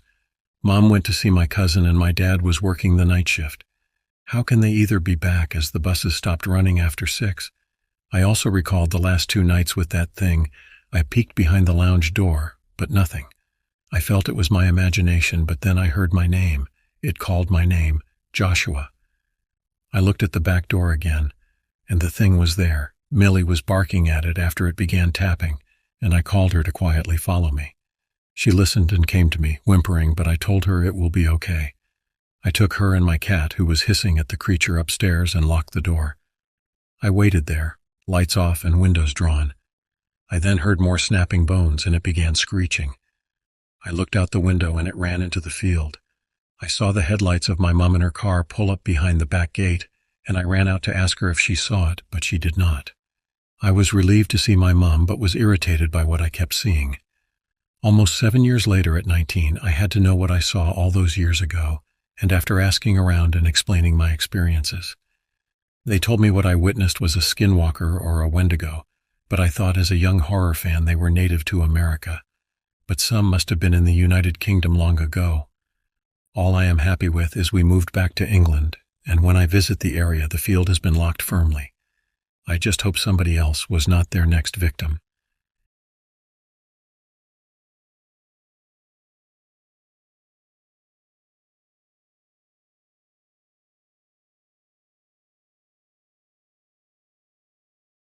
We moved around a lot when I was a child. My parents, myself, and my younger sister. During the first 8 years of my life, I lived in both South, North, and Mid-UK, always coming back to settle in the southwest in the county of Gloucestershire, which is where I live now. For these stories, I'm going to be talking about 2 different houses, each of which had some kind of supernatural presence or force. Before I begin, some background detail. My parents met when my dad was working as a spiritual medium. As such, he and my mom were always open about the idea of the other side, and myself and my sister grew up with a healthy interest in the paranormal. Despite, or rather because of his profession, Dad was also quite skeptical. It's safe to say he's seen his fair share of frauds and phonies during his 40 years working in the field of spiritualism. He passed this on to us, always telling us to look for the logical reason for something unexplained, rather than jumping to the, oh my gosh, it's a demon. Sort of conclusion house 1 was my dad's family home in the city of Bristol. A terraced 3-bed in a busy street, it was nothing out of the ordinary to look at. The garden was large and contained some ancient steps that had previously belonged to a monastery that had been on the land before the street had been built. As a child, Dad was often left on his own whilst his parents worked during the day. He would sit happily in the front room watching cartoons or reading a book quietly. Directly above the front room was the master bedroom, a room which the family cat refused to step foot in. She would violently hiss and arch her back if placed in there. Dad always felt uneasy going in there and avoided it if he could.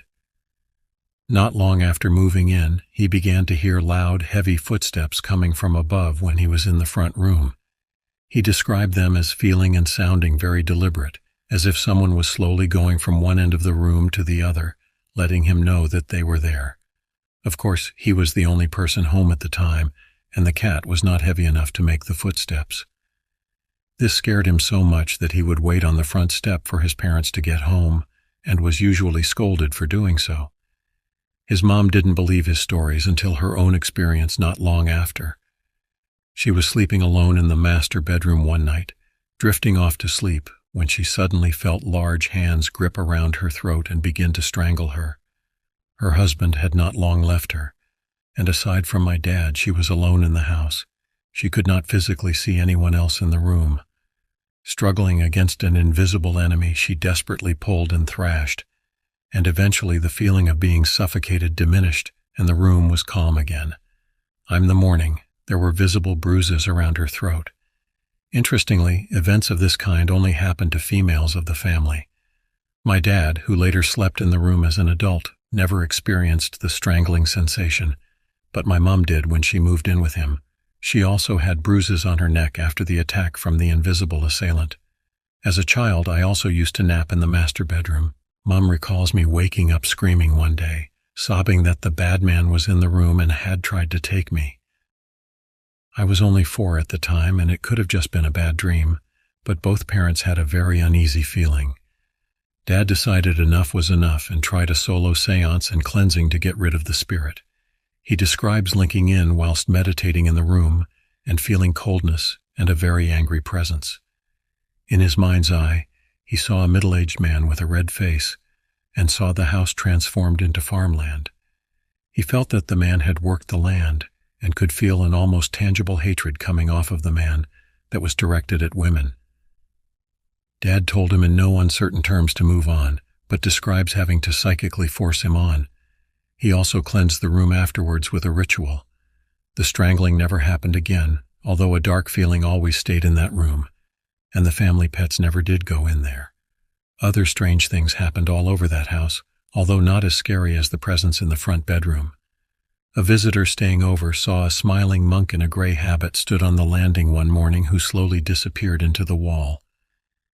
I used to see the metal latch on my door lift and swing open every night, with footsteps then going across the landing and going down the stairs. One stair had a loud creak, which could be distinctly heard as the footsteps descended.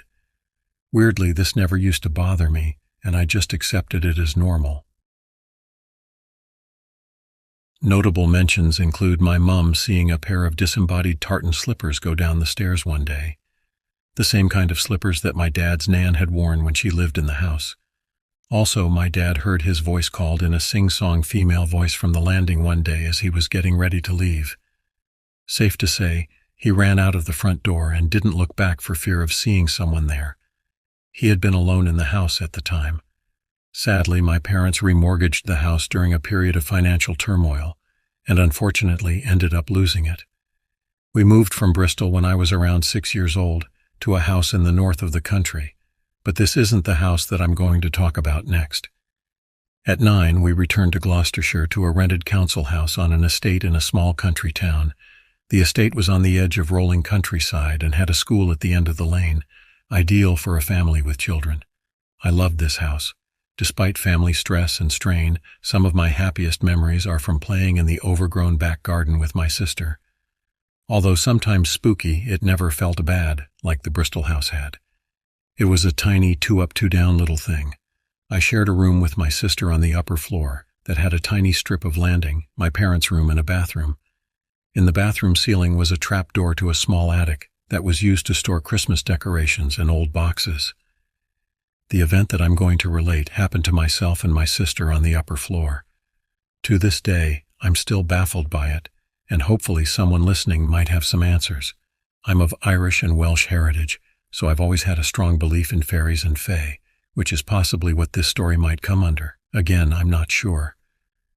So the event begins with me and my sister playing in our bedroom upstairs one day. At the time, Mum was working and Dad was staying home to look after us.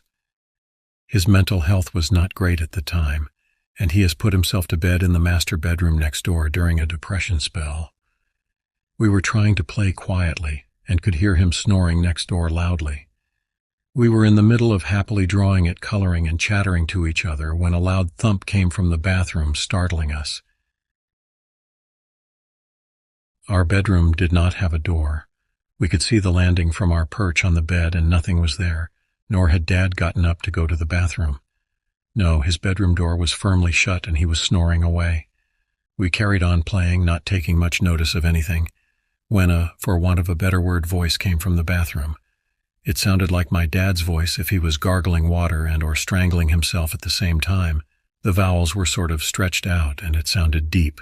It said, "Hello, children," in a horrible sing-song way. We stopped playing and looked at one another. Was it Dad playing if a joke? I remember laughing nervously because it must have been Dad. The horrible voice laughed back and started singing, although we could make out the words. It then said, "Come here, children," or something to that effect. Again, we laughed nervously. This commotion woke my dad from the next room, and he angrily opened his door and came out, telling us to keep the noise down. We laughed, thinking he was still joking, which made him even crosser. Again, bad mental health at the time, and he ended up shouting at us before going back in and slamming the door behind him. We looked at one another in a state of shock, finally realizing that whatever it was, in fact, had not been Dad. His anger proved that. We were silent for some time before tentatively going back to coloring, feeling sad and upset from being shouted at. A few minutes later, another thump from the bathroom, then the horrible voice again, louder this time, saying, "Come here." We screamed, bringing Dad out of the room again. In tears, we desperately explained to Dad, and huffing, he went to check the bathroom.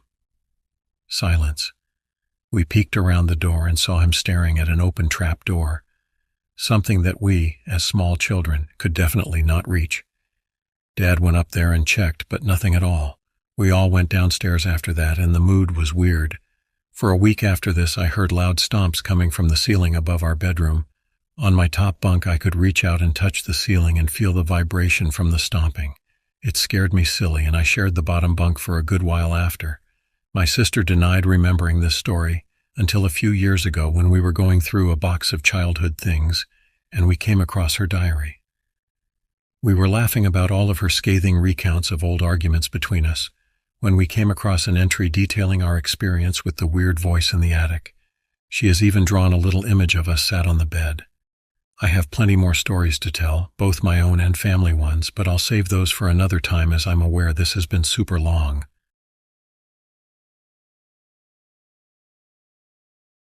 This incident happened at my current address approximately 4 to 5 years ago, around 2018 to 2019. I will admit in some part this encounter was entirely my own fault. I was fairly lax with security, reliant on the fact that I lived in an upstairs flat with a heavy wooden fire door, a communal porch hallway, and a stiff front door between myself and the outside world. I had always figured that the odds of anyone trying to get in were low. The noise of 2 doors, a creaky floorboard in the communal hallway, and the stairs I reckoned were enough to bring me about should the worst happen. As such, I tended to leave my interior front door unlatched. It was stiff to open, requiring some force and shove either way, going in or out.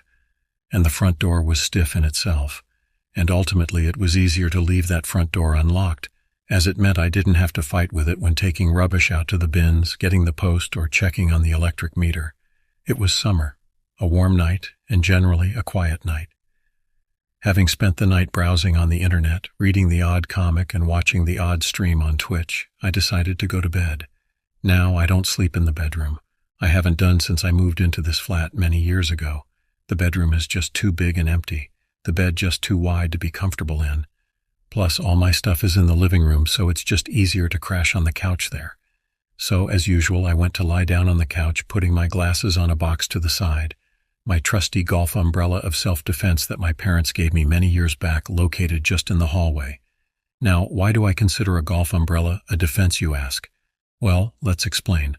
A golf umbrella is much like a normal umbrella, just a bit larger, a bit longer, and ending in a pointy metal tip when closed. As such, very handy for jabbing or holding off aggressors.